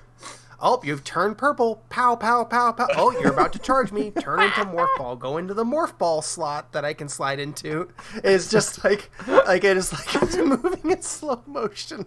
I'm like, all right, yep. Wait, was your emulator not in fact moving in slow motion? We have to when you started, yes. The game was moving in slow motion for the first 20% of it, which did not feel great. Oops. Once I was actually playing at a full speed, I was like, oh, this game does actually feel good. Okay. So it was not doing it then on the final boss. No, it was just like, it was moving slow motion spiritually, where it was just like, oh, better walk on, and boom, boom, boom, boom. I finished the Metroid Prime with 10 out of 14 E-Tanks. Oh, Jesus. Yeah, it's first try. Good. Nice. Wow. Maybe it's coming off of Dread. Yeah, that's a good point. Dread will get... It's an actual action game. Yeah, the actual good action. Yeah, like, Prime 2's combat may do a bit more for you, but it still is very, like, hey, man, you like color-coded beams? I'm so glad we're away from the color-coded beams. Time to load up Prime 2. All right, let's go. What beams do we get now? I don't remember the color-coded beams of Prime 2, but I remember that was specifically the one everyone calls 3D Zelda. Oh, yeah, it definitely is. Like the combat's meatier. The combat is way meatier, but like... That might be enough. Like the structure is even more Here's Zelda. the white beam, and here is the dark beam. Yeah, like the structure... I mean, it's literally light and dark world. It is literally just like, oh, hey, you're playing a Zelda game at this point. Oh right, it's also linked to the past. Yeah. I would definitely put Metroid Prime over Wind Waker. I might put it a little under Ocarina. That's my 3D Zelda ranking. I think that's fair. Yeah, I think I was really moved in my last Ocarina playthrough. And as somebody who fully kind of grasped and experienced that for the first time, like probably in 2015, 2016. I can't remember when I played it now. Mm-hmm. I think Ocarina resonates a lot. I've actually been kind of wanting to replay it as of late for some reason. So yeah, I had a really good time with it. So that's my ranking. I'll say Wind Waker, Metroid Prime, Ocarina, and then I'll figure out where Prime 2 slots in later. Oh man, that's gonna be an interesting Prime one. 2 over Ocarina would be quite the take. I would probably throw my monitor at a wall if I heard that. Just because of Boost Ball Guardian alone. Oh my god, Boost Ball Guardian. I want John... Because you know what's going to happen? John's going to get the Boost Ball Guardian and do it on the second try, and then I'm going to just actually punch my monitor.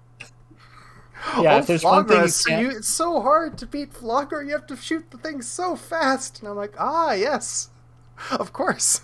I definitely don't think you can complain about Prime 2 being too easy. No, it's a pretty hard game. Yeah, I'm excited.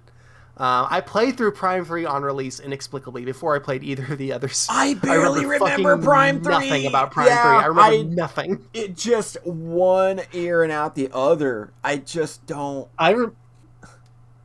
Go ahead. I remember thinking the intro of that game felt like they were trying to imitate Halo because there's a lot of the Federation stuff. Yeah. And then you fight Ridley twice. Yeah. At the start. There's a part where you're falling and you fight Ridley midair. That's cool, and I probably realizing now inspired Hunters. Oh yeah, that's cool. Yeah, that was a good fight. That was a good scene. Yeah. I was good with fighting Ridley in free fall. That's pretty good. That's a rad moment. Yep. But yeah, I'm gonna see. I checked it, and I can play Prime 3 with Dolphin now. So. Oh, nice. But yeah, you gotta play with the Wii. You gotta play that one with the Wii controller. I am, Rhett. I connected my Wiimote and nunchuck to Dolphin, and then connected the Wii sensor bar to the Wii. Turn on the Wii, and then use the sensor bar. Sensor bar. That works. That works. Holy shit! Yeah, that's just nuts. The sensor bar is just 2 infrared lights. Yeah, it just needs the lights to be powered. Else. Yep. If I really got serious about wanting to emulate the Wii, I would get like one of the wireless sensor bars that's just battery powered. Yeah. But yeah, that's really nice because there are a handful of Wii games that do use the motion controls that I'm interested in maybe revisiting someday, like maybe Mario Galaxy. But yeah, that was my Metroid Prime adventure. I started off very negative. There's so much fucking backtracking. Oh yeah, like people always kind of bag on Metroid for the backtracking, and it's just like, no, that's Metroid Prime. Yeah, it's Metroid Prime. Yeah. Like this game in particular is just they are explicitly yanking you from one side of that world to the other for major plot points, and it just kind of feels bad sometimes. Yeah, it's right up to the end. Yeah. Go ahead. Doing it for the whole game is one thing, but then also having the artifact hunt at the end, it was like, choose one. And they do it again! You like the artifact thing, John? Did you like it? Yeah, I did. I hope you did. All right, buddy. All right. Because you get to the fucking... Because you know what? You get to the fucking end of the game, and then you think, oh, I can explore now, and I'm not going to hit a dead end 15 minutes into this path that says you need to break Bendisium rocks to progress. You're not going to get axiom verged. Oh my god, I hate Metroidvanias. They're bad. Like most people that make them terribly. I was literally playing Hollow Knight this week, just poking at it, playing on a new. I'm playing a Steel Soul file. Nice, because I'm dumb. Because I can't wait to lose. I can't wait to lose 4 hours of a playthrough, like when it finally happens. And I'm still admiring and being in awe at how well that world is put together, and like the constantly well done level design and how much freedom they give you. Yeah, I fucking love Hollow Knight, man. I was like, sure does what Metroid Prime does not. Yeah. Go ahead, I was like, is this statement going to go bad? Like, Polly's going to be like, and then I hit a dead end and I threw it out the window. No. Like, it's almost literally impossible to hit a dead end in that game. I'm just playing until my Steel Soul dies because I just want to see how far I can get. I've never done that, so good luck. Yeah, like I just got to Green Path, so. Yeah, that's very early. That's a long game. Yeah, like I've not even fought. No, I did Hornet last night. So, yeah. So I'm at least past that. Good. That's a good start. I mean, that's definitely a place you could lose on. She is like a skill check. She is a skill check. Yep. It's like isn't it like her and then the Mantis Lords? Like that's gonna be fun. I mean, you don't have to do Mantis Lords. You don't have to do Mantis Lords, but I really like that fight. It's a good fight. Go ahead, Rhett. That fight is like deliberately a little too hard when you get to it. Oh yeah, like, that's kind of like them signposting, hey, you can do other stuff. Yeah, you can explore. But it's also like the first. Like Hornet is the first major boss you fight where you feel pressured. The Mantis Lords are the first actual skill check. Like, are you paying attention to everything you can do, and are you watching enemies? Because that game is real good at telegraphing things, and that is a really heavy telegraphed fight. Oh, it's a dance, yeah. Yeah, it's real good. Cool. Is that Metroid Prime then? I just realized I missed a lot of the chat. Somebody brought up Jak and Daxter, and like I felt a little bit of Jak and Daxter energy. Sometimes when I play like Western games of this era, there's like a specific undercurrent, and I identify that undercurrent as Jak and Daxter energy. Yeah. There's just this window in time. There is this window in time where just games kind of just felt like that. Yeah. Like in tone, in terms of how they feel when you play them, pacing. Like Jak and Daxter is kind of just like this a good identifier of how a game feels from this very narrow window in time. It's like 2002, mid to late 2003. Like, there is this very specific point in time. When did Grand Theft Auto 3 come out? 2001.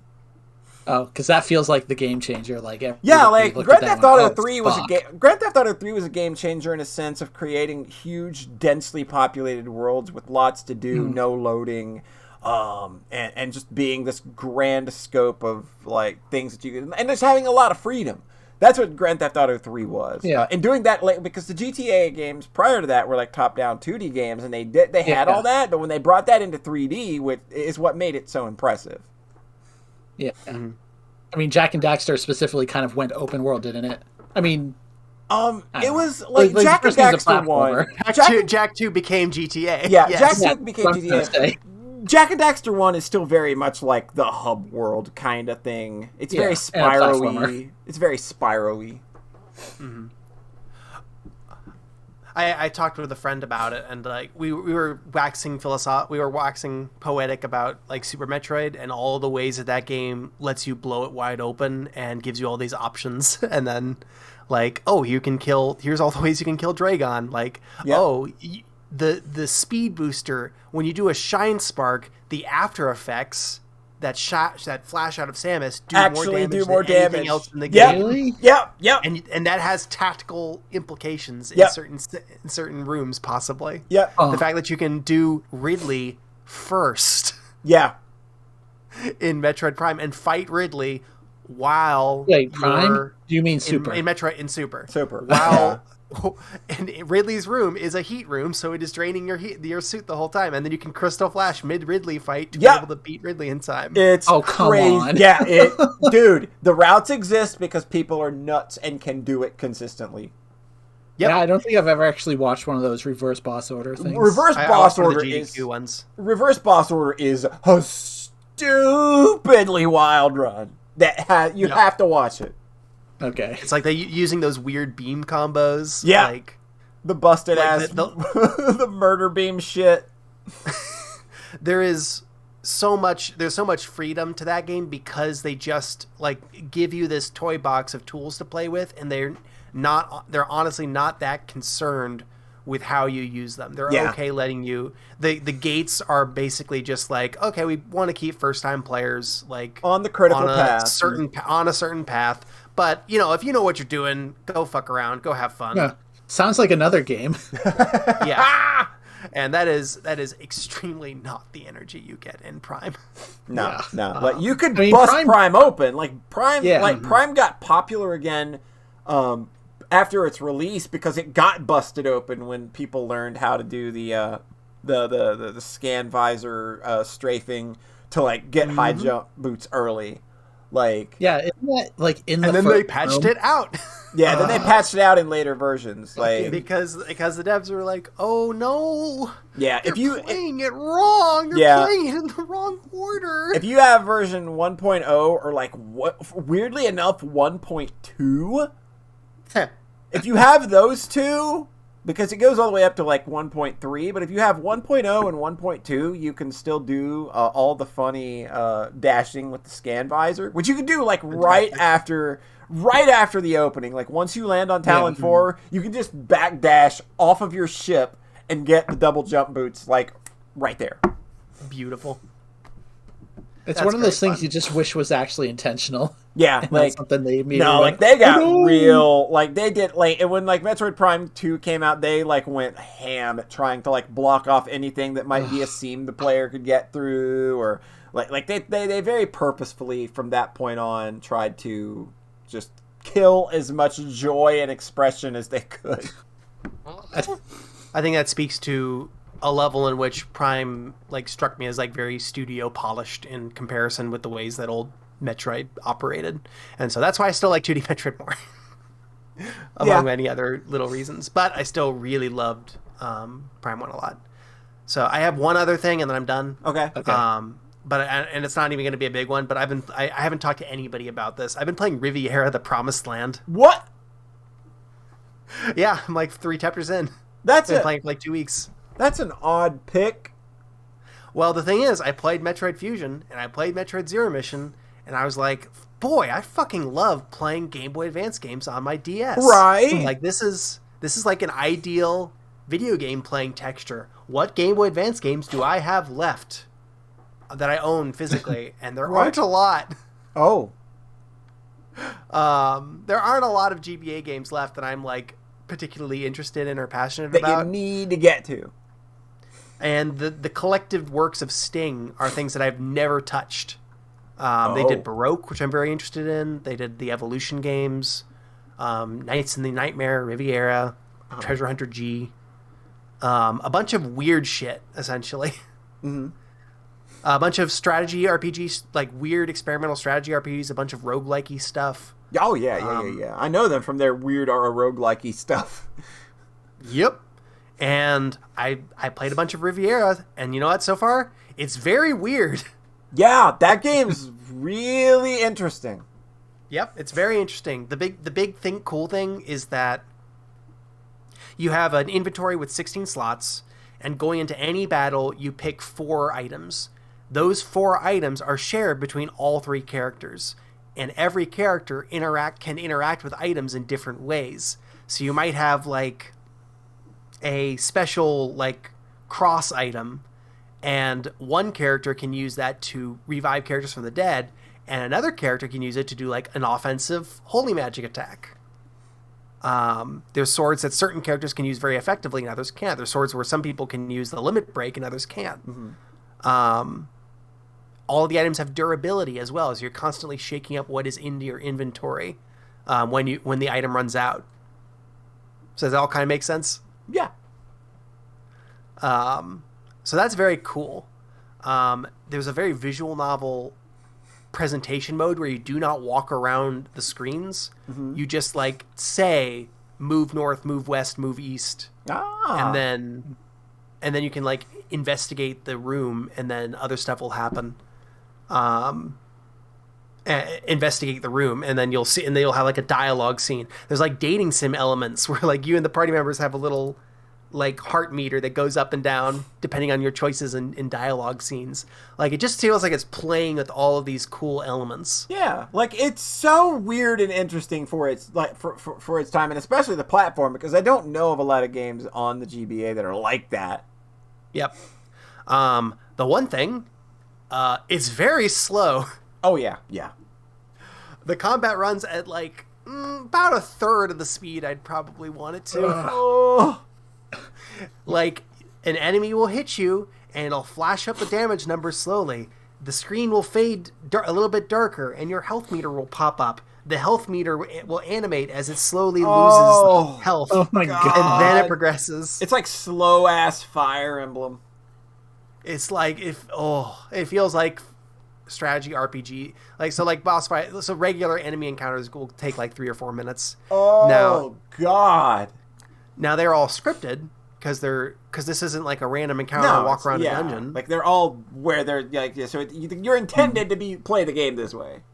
Mm-hmm. You get like points as you progress through the levels are split into stages, and you get points as you progress through stages, and then it tallies them up at the end of chapters. It's just a whole bundle of weird, cool video game ideas, and I'm very interested in where it's going. I'm so sorry. I said that was my last thing, and then I remembered that I finished something immediately before this podcast. You literally just finished the game before the podcast, yeah. Yeah. It's Cataphract Oi, which is a game in which you don't control RPG characters directly. Yeah, you just move them between screens. Yeah. By selecting from menus, and then have very tactical, cool, experimental RPG combat. Yeah. So the difference is that I finished this one. It's like 2 to 3 hours long. It is very speedy. It feels real good. The characters move between the screens very fast, and then when you can hold the attack button in RM2K Combat, it's an RPG Maker game. Yeah.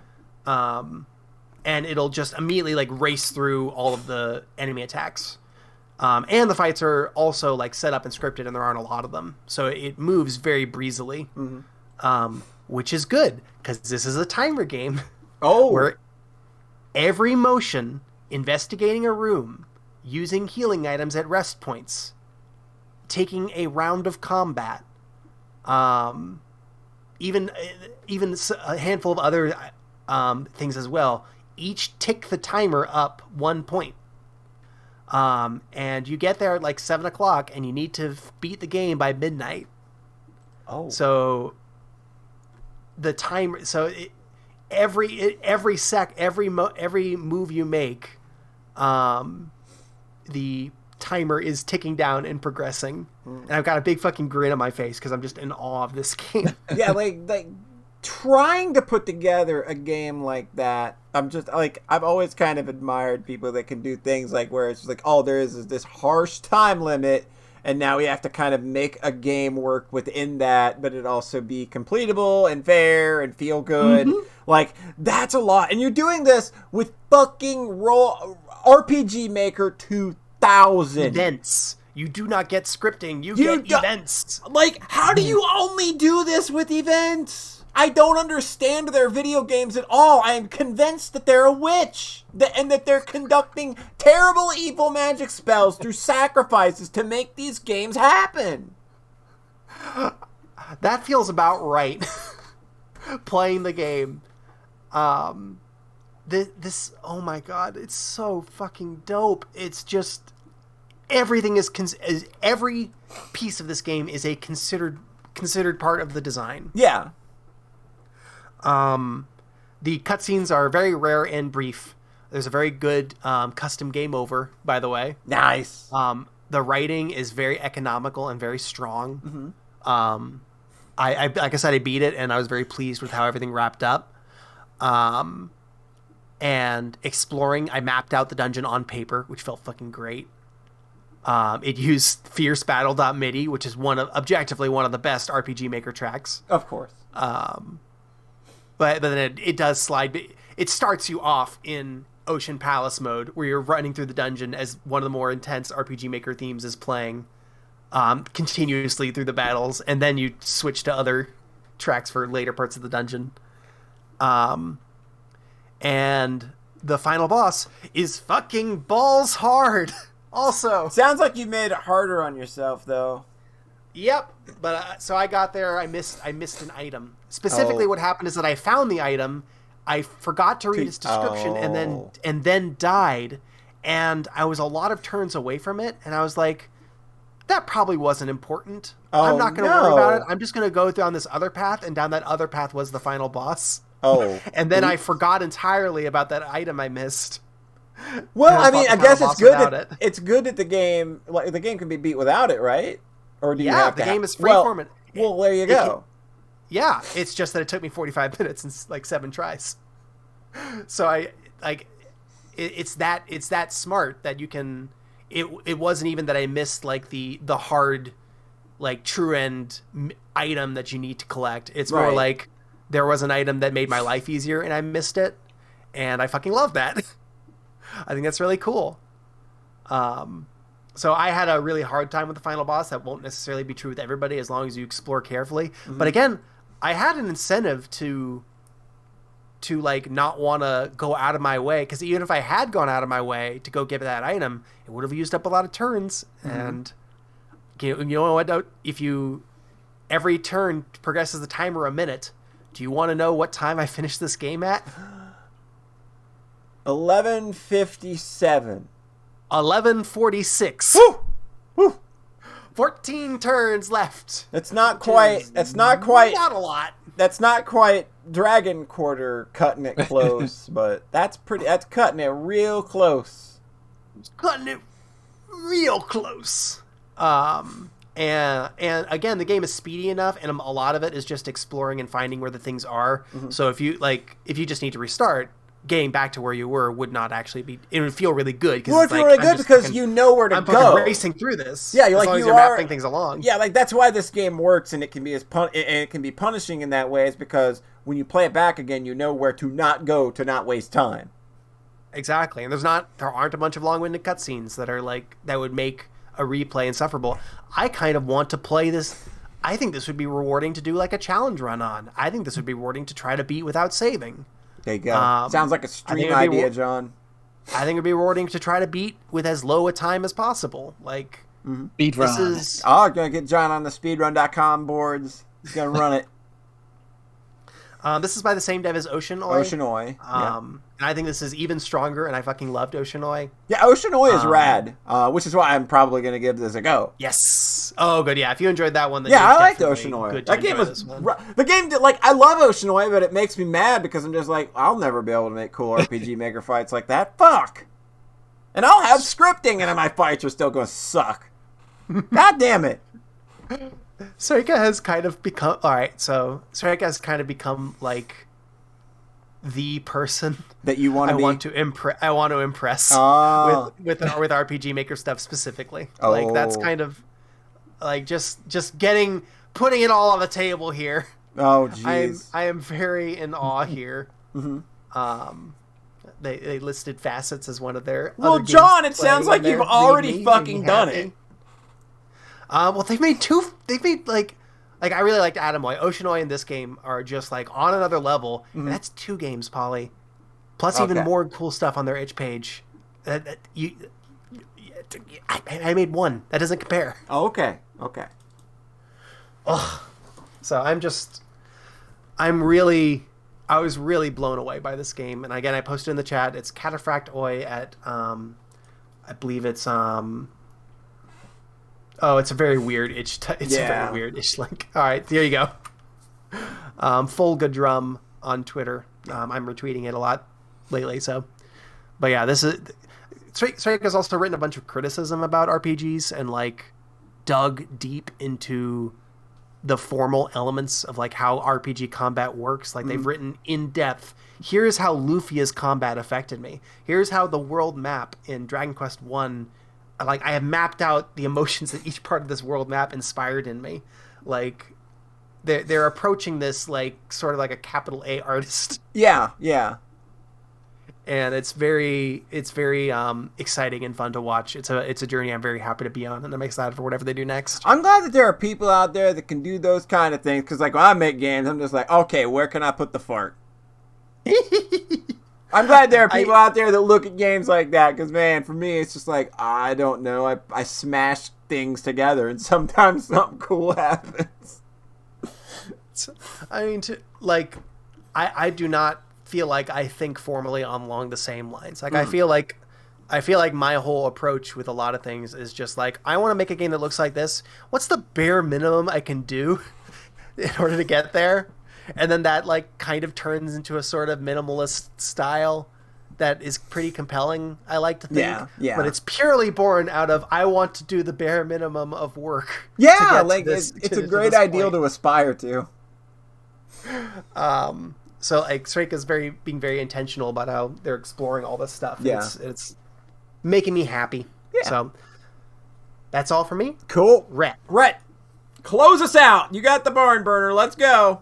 Oh geez. We got light novels, we got visual novels, we got anime, we got weird RPG Maker games. I got RPG Maker. We got Game Boy Advance games, we got GameCube games. Man, the smorgasbord's here, Rhett. What's for dessert? So at the end of the last episode, I said I was excited about games again. Yeah. That was a fucking lie. Cue the Tyler the Creator meme. So that was a lie. Yep. I watched more anime. Yeah, okay. Yes. But I watched an anime about games. Well, I guess that counts. Not video games. Well, kind of video games. I watched a show called No Game, No Life. Oh, okay, yeah, I know that. Oh, okay. We're digging into these guys. Oh, boy. Fill us in, Rhett. So, this show has a weird reputation because it's very popular. Mm-hmm. Mm-hmm. And it feels like it feels like it really snuck up on me, like that this is extremely popular. So I'm looking at Mal right now. It's number 15 popular overall. Yeah, it's a runaway success. It has 2 million members. That puts it right next to Season 2 of Attack on Titan, Season 2 of My Hero Academia, and it's a little bit above Naruto Shippuden and the original Code Geass. Like, very popular shows. Mm. And this is just a single 12-episode season, and that's it.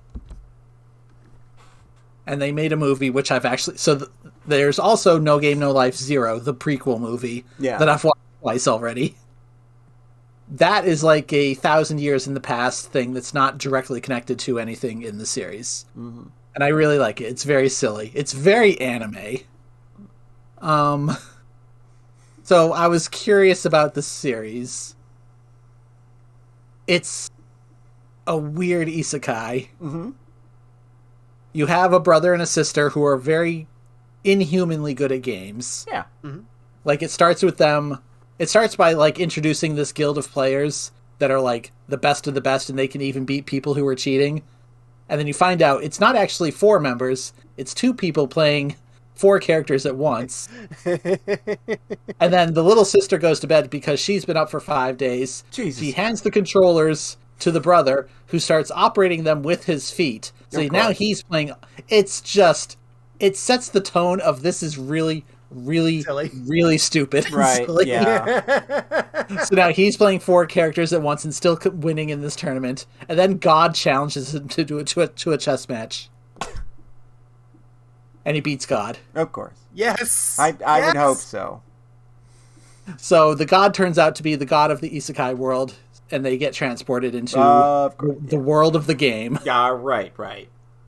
Of course. So it's a world where, as shown in the movie, which came out afterwards, that there used to be a ton of conflict and strife between all these different fantasy races. Mm-hmm. Mm-hmm. And now there's peace because they abide the rules of the game. So, like, they have these, 8 rules. Basically, all conflict must be solved through game. Yeah. Like, you can't actually hurt anybody. Right. And I don't know what happens if you actually try to punch somebody, but I'm sure some divine force will intervene and you won't be able to. You just gotta trust it. I didn't really think about how to talk about this show because it's really weird, but I really enjoyed watching it, basically. Well, that's good. Yes. Cool. Like, I watched 5 episodes the first night, and I was talking about it to John, and I said, I'm probably going to finish it tonight. And then I just got home from work and just watched the remaining 7 episodes. Well, sometimes it'd be like that. I mean... Sometimes it'd be like that. I've done that. I know how that goes. And it's like... So I kind of start to get why it's really popular. Maybe not why it's so popular. Because it seems like a very weird, chaotic, and manic show to be towards the top of, like, the all-time most watched shows. Yeah. Mm-hmm. Because it's just very strange and very anime. Mm-hmm. And that comes with a few negatives I'll get into later. But, like, it's just so in love with what it's doing, I think. Mm-hmm. Where, like, one of the game fights that they have is, like, I think it's the Japanese word game Shiritori, where, like, you have to start the next word with the syllable from the previous one or something. Yeah. So he's playing this against, like, this angel girl from a different race. And they play it in an alternate dimension where the extra rule in the game is that whatever you say, you have to like, use a noun. Like something that exists. Yeah. Mm-hmm. And every time you say something, if it's in the alternate universe, it will appear. Or, no, sorry. It'll summon it if it's not there, and it'll take it away if it is there already. So, our main character, the first thing he says is a nuclear bomb. Oh, no! Well. So, a nuclear bomb appears above them and is about to fall and kill them, and she plays, like, magical barrier or something. Of course. Because the way to win the game is to kill the other person. Yeah. Through the wordplay. Nuclear bomb is a good place to start if you're going to kill somebody. Like, he really he sets the tone immediately. Yeah. So this battle goes to such unbelievable extreme measures where they start playing things like atmosphere to remove the atmosphere from the world. Oh my god. And then she plays oxygen, but then she starts choking anyways because you can't actually breathe pure oxygen. You can't believe. Yeah, that's dumb. So it ends with them, like, removing the crust of the planet itself and falling into the core. It's so over the top in a way that, I super duper appreciate. Oh, absolutely. Yeah. But also, they play clothes at some point, so everybody's also naked for most of it. Why not? Why not? So that's kind of the big caveat with this show, is that it is weirdly sexual. Okay. Towards all its female characters. But the one that I really wish they had stayed away from was the little sister. Oh, they're really gonna do it, huh? Really gonna go there, are we? There's just an uncomfortable number of bath scenes with all the girls. Oh, boy. And, like, she's never outright victimized, I guess. Mm-hmm. Like, she's never, nothing bad ever happens to her. No, not really exploited or anything. Yeah.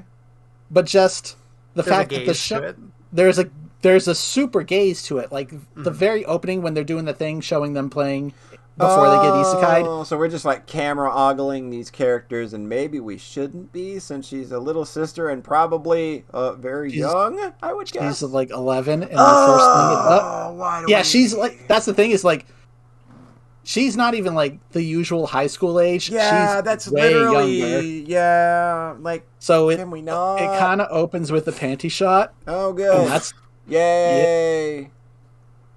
So, like, the day after finishing it, I was on AmiAmi just casually looking at the figures I do. Oh, no. And, like, the most popular figure of the day was one that had just got revealed for her, where she only has panties on. Right. You are now on a list. And she's on all fours. Oh, my God. What the fuck? So there's a very strong gaze, is what I'm saying, and it's really, really uncomfortable. Jesus.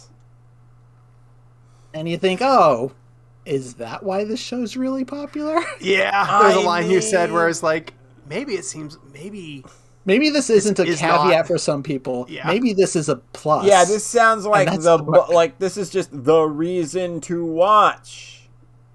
I would definitely not say it's the reason to watch, but also I was just kind of rolling my eyes and looking away at a lot of that stuff. Yeah, that's way too much, dude. Yeah, it's definitely like I could not actually truly recommend this show because the gaze is so strong. Yeah. Mm-hmm. Even if like the final few episodes where it basically just turns in the last game is basically Gun Gale Online. Oh, actually, it's not just Gun Gale Online. They explicitly, I couldn't believe this, they say Galgun in the show. Uh-huh. He goes, oh, like it's actual just like Galgun. Like actual Galgun. Right after referencing Akiba Strip as well. Oh, okay, yeah, this is super duper dates this as like 2014. Wow, yeah, Akiba Strip was a while ago.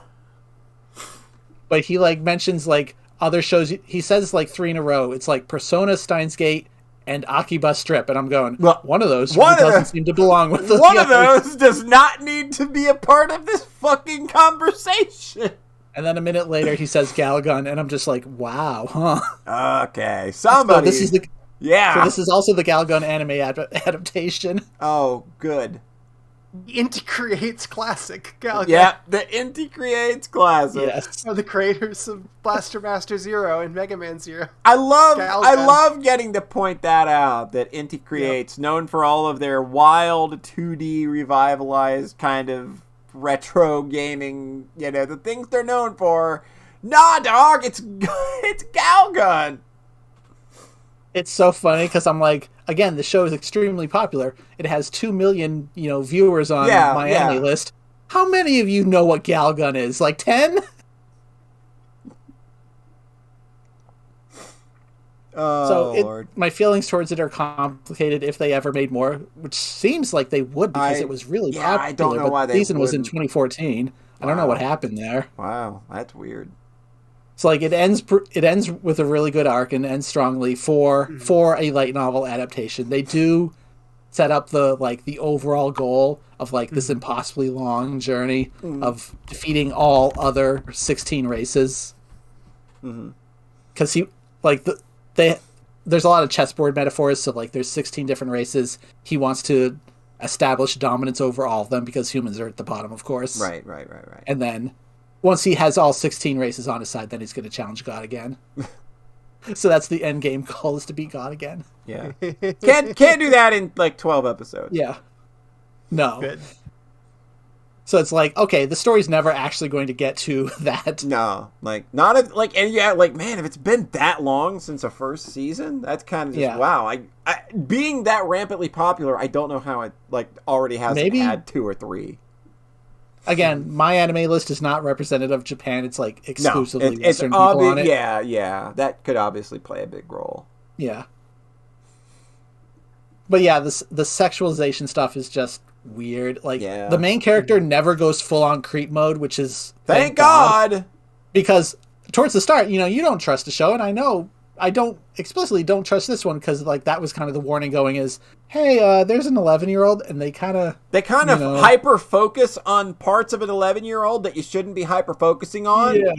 So when this guy's playing, the games against cute girls in the isekai, I'm just like, is he gonna do something weird like ask her to take her clothes off? Please don't. And then he doesn't. Thank God. But he also likes to peep on them in the bathroom, so maybe he's a little creepy. Okay, he is a weirdo. Let's not get it twisted. He's just not Kazuma about it. He's just not like straight up because Kazuma, the very first thing he would do was remove clothes on that fight. Let's just be honest. The first thing he would do, first fucking move out the gate. That's what he's doing. Kazuma's getting a lot of play this episode, by the way. He's playing the Sherry Tory. He just plays panties as the first move instead of bomb.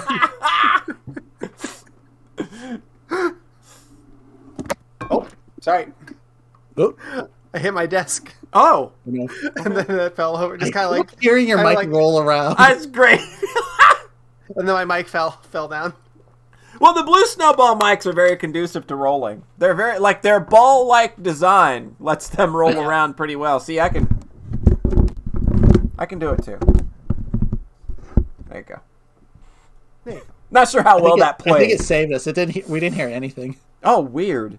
Well, they might have heard it on stream because I actually use some dampening on Discord to cut out background noise, so it might not have picked it up. Okay. I watched one other show. I'll get to this real quickly. Okay. Didn't tweet about this one at all. Oh, weird. You both had something you didn't even talk about. Yeah. I watched Macross Frontier. That's something I think that you would watch, yeah.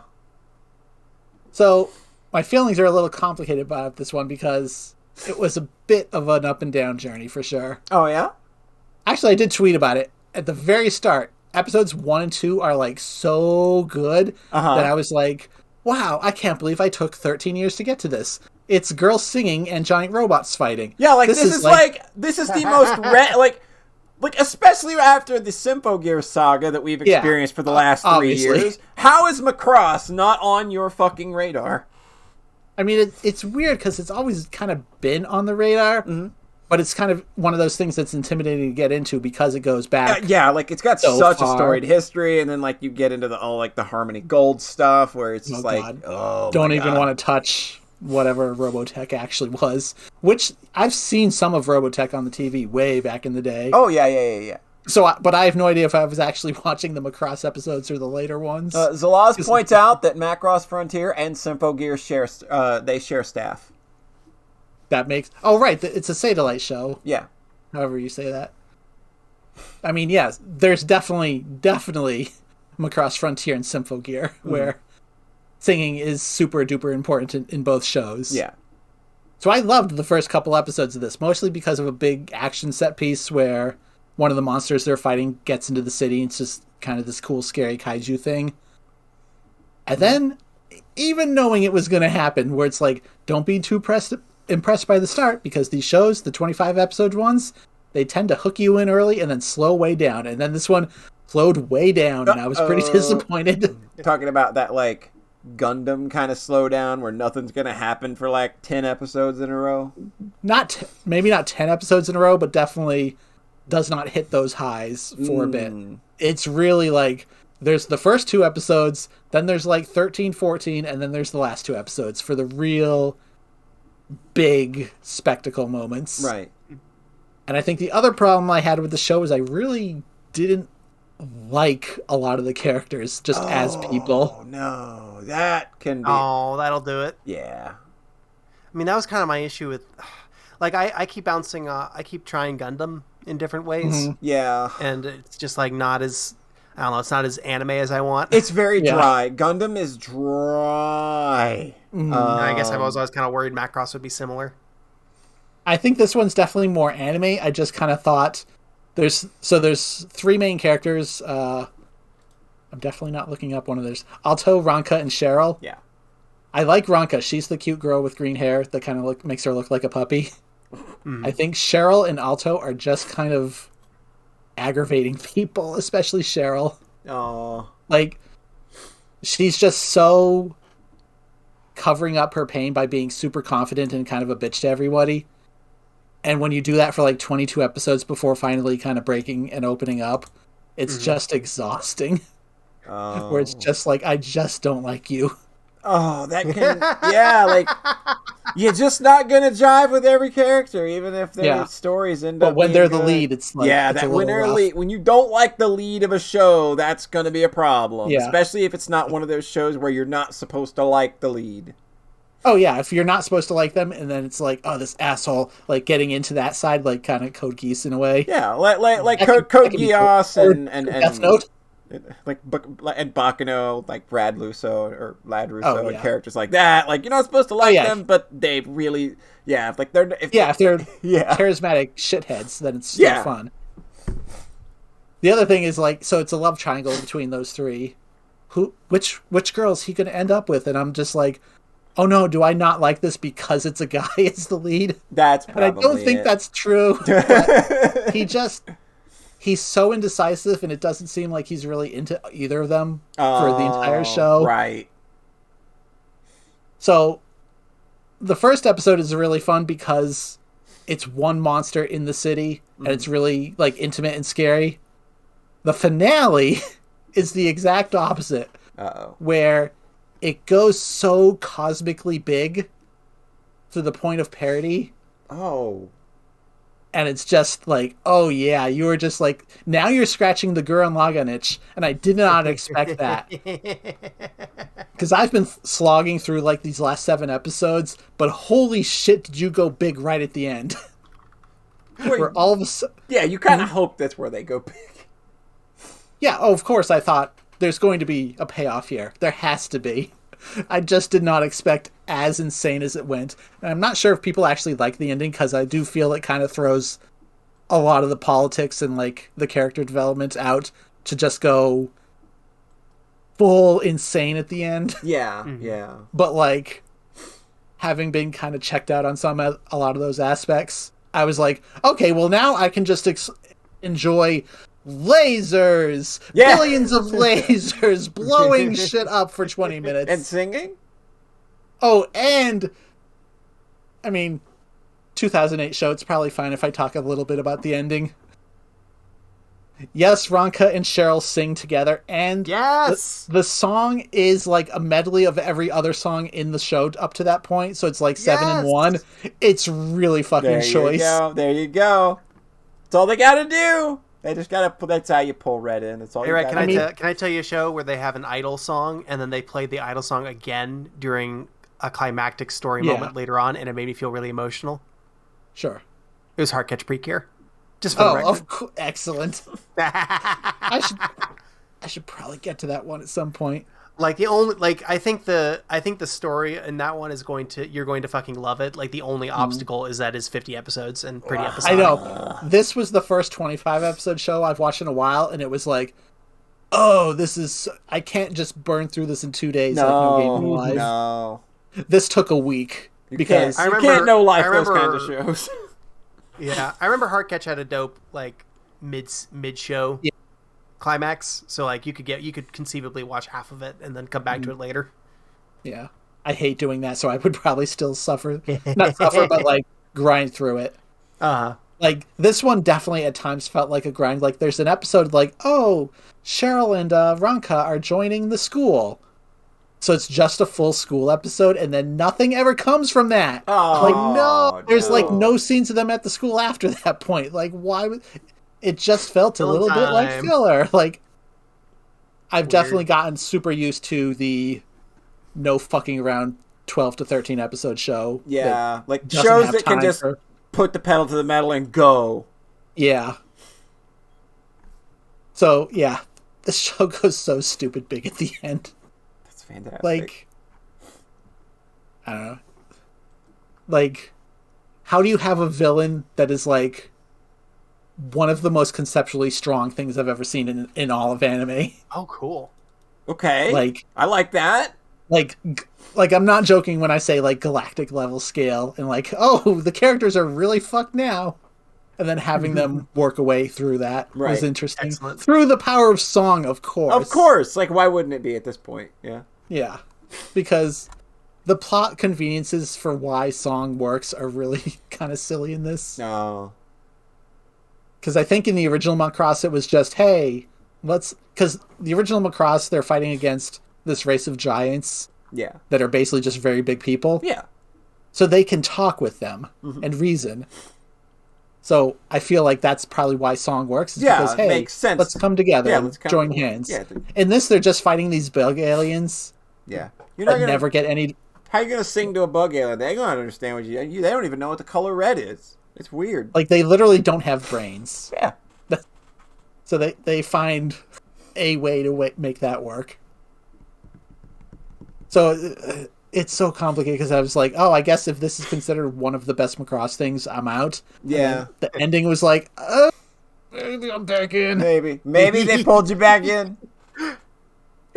I'm curious about the newer one, Macross Delta. Mm-hmm. Entirely because it has the girl that looks like Hibiki singing September. Of course. God, if my heart could process Idol songs the same way I process like Disney musical songs. Oh man, it would open me up to so many to a whole new world. I just can't. I can't. It's music that is literally poison. You don't like Disney. Soul. You don't like Disney musicals. I don't like Disney right. musicals. Molly's not even at your level, our level yet. I am literally sobbing in the opera house scene. When you talk to him, he asks, "Why is everybody singing?" I will say, in spite of this, what I'm about to say, I still love Love Live. I don't actually like many of the songs. Yeah, it's pretty bad music. Like season 2 has one that I do genuinely like, and then the rest are just kind of like, yeah, it's listenable. You know what I like, Rhett? Yeah. I like all of the Siva Gunner Snow Halation riffs. Yeah. Oh my god. Those are pretty funny. I was a playlist to them at one point. You sent me one a while ago and I didn't reply, but I have watched it where the lyrics are rewritten to be Flintstones themed. It's so much. Snow Halation was singing about dinosaurs and your sore feet because you have a car. You have a car that you have to feet. It's so silly. Don't worry, I have it pulled up, so we're gonna go ahead and throw that right in the chat. There you go, everybody. I guess I'll just end with saying that one of the Love Live parts made me like not cry so hard, but like my nose was so congested afterwards from crying. Like that I couldn't literally do anything.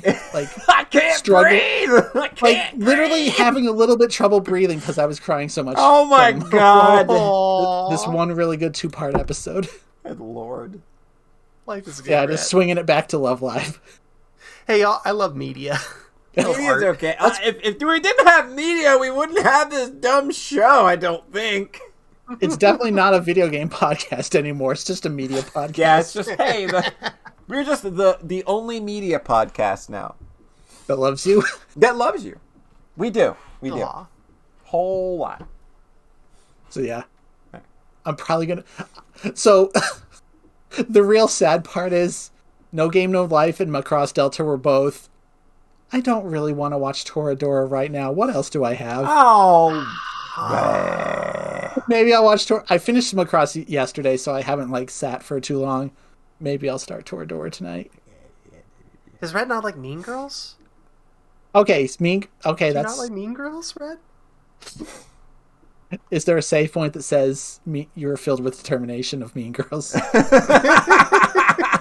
Didn't like Fam Zero. Didn't like this. Did not like Fam Zero. Sorry. God, no Mean Girls. All right. That was funny because I had a moral choice when I was looking at a list of anime I wanted to watch, and I was like, I know I want to watch an isekai, and I was looking at Fam Zero, and I was looking at No Game No Life as options. What have I heard about these series? Okay. But that was I came like a hair's breadth away from taking that dive too. Still might. But God. Is that a show? That a show? I think that's a show. All right. So, on the way out, I am, of course, going to remind you that if you would like to be a part of our Game of the Year extravaganza, all you gotta do is think up 3 whole video games that you played this year. And they don't even have to be released this year. But if you played them and you liked them, get them on that list.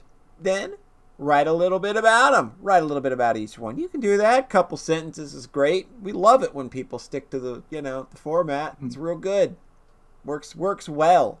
And then you take that, you slap that in an email editor.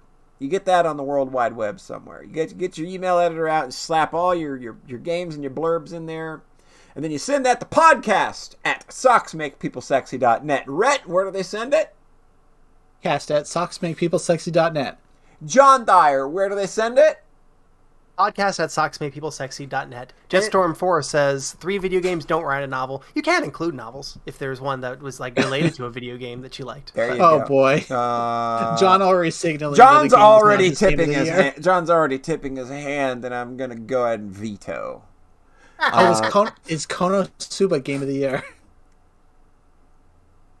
I was making a joke about putting my book there, Rhett. Oh. I wasn't thinking about that one. But yeah. Okay. Oh, yeah, you can include light novels. That's fine. You can include one. All right, continue. Okay, so 3 games, 3 blurbs. Podcast at socksmakepeoplesexy.net, and you want to have that to us by noon Eastern time on December 12th, because we will be recording the Game of the Year episodes that evening, so don't screw around. You got a little under a month to get it done. It's more than enough time to think about all the games that you want to talk about. It's more than enough to write like 3 sentences. Exactly. Everyone's going to just write like 3 sentences. I mean, hell, some people have sent in lists that were just a list of 3 games. That's true. Rhett loves those. Those are his favorite. He always gives those to himself. There's a reason Rhett loves. There's a reason Rhett loves reading Taylor's lists. Because they take 10 seconds. Yeah. So Polly, we've already got a list in. We do. And interestingly enough, I was going to ask about this because you didn't explicitly mention it. It's an MP3. Oh, good. Yes. Somebody read their list. Yes. If you want to read your list, if you want to be the one to do that, you can do that. If you read your list, tell us the games you liked, and if you want to mouth blurb about them, send us an MP3. We'll take that too. There is a link on the website. I will go over to here. Let me see. Where am I at? Do I not? Okay, I do. I'm smart. All right. So there's a URL that I'm gonna. It just doesn't play very well, on an audio podcast. But I'm gonna drop this link in chat, and if you go there, that'll tell you how to get us everything for Game of the Year. So cool. There you go. That is But yeah, 3 games, 3 blurbs. Polly at socksmakepeoplesexy.net. If you want to read it, send us an MP3.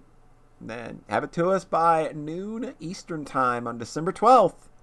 And we'll get you in there. We always get a very good turnout for these things, so I'm always excited for these things to get it's very nice. Get in. So I feel like the turnout gets a little larger every year. It does. I'm a little bit scared by that. And I wonder, are we gonna hit a point where we're getting 40 lists or some shit? Oh God, dude, I would be stoked. I'll do it. We'll do it.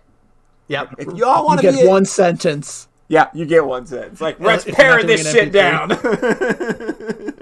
I know someone on a Dead by Daylight roleplay server, and they showed me around the server, and I got to see all the different channels and all the people and whatnot. And then it was big, and a bunch of people were talking, and they had all these channels. And then I looked, and I realized it was significantly smaller than our Discord server. It's like, oh shit! Oh God! Yeah, why do people that's the most in our small way? That's the worst thing about joining a Discord is when there are 800 fucking channels. Yeah, and I'm just well, I'm gone, but I don't even join Discords anymore anyway. So neither here nor there, and not even the place we should be having this conversation. So John Thayer, where can the internet folks at home find you?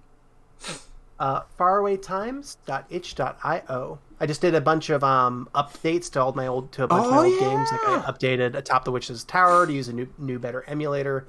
I fixed the frame rate issues on Kikai just the same way I did with Expanse. I fixed Spider's Hollow to be a little bit fairer with the rule with how the timer progression works. And of course I updated Facets earlier this year and did a book with it. So my games page, doesn't have new games on it, but it is It is more vibrant than it is more. All these games are more playable than ever. So I give them a look. Yep. I like my games. Bald Day would know. He played through a good few of them this week. So there you go. You got a new fan. Yeah, thank you. That was really nice to hear your journey with that. That made me happy. Crunchyroll.com/love-live-sunshine. Wow, we're just going. You swerved me there, and I wasn't expecting it. You can find me at my dumb website. And remember, we are the podcast that loves you. We are the only ones that love you. All right, that's a show. We're going to get out of here now. I'm going to throw a raid over to Dot Level, who just started playing retro games. Apparently, she's going to be playing retro games all night, starting with some Megamans. So, let's get you all set over to take care of that. Be sure to say hi, send her all the love, all that fun stuff. And we will catch you next time. Take it easy, everybody. Much love.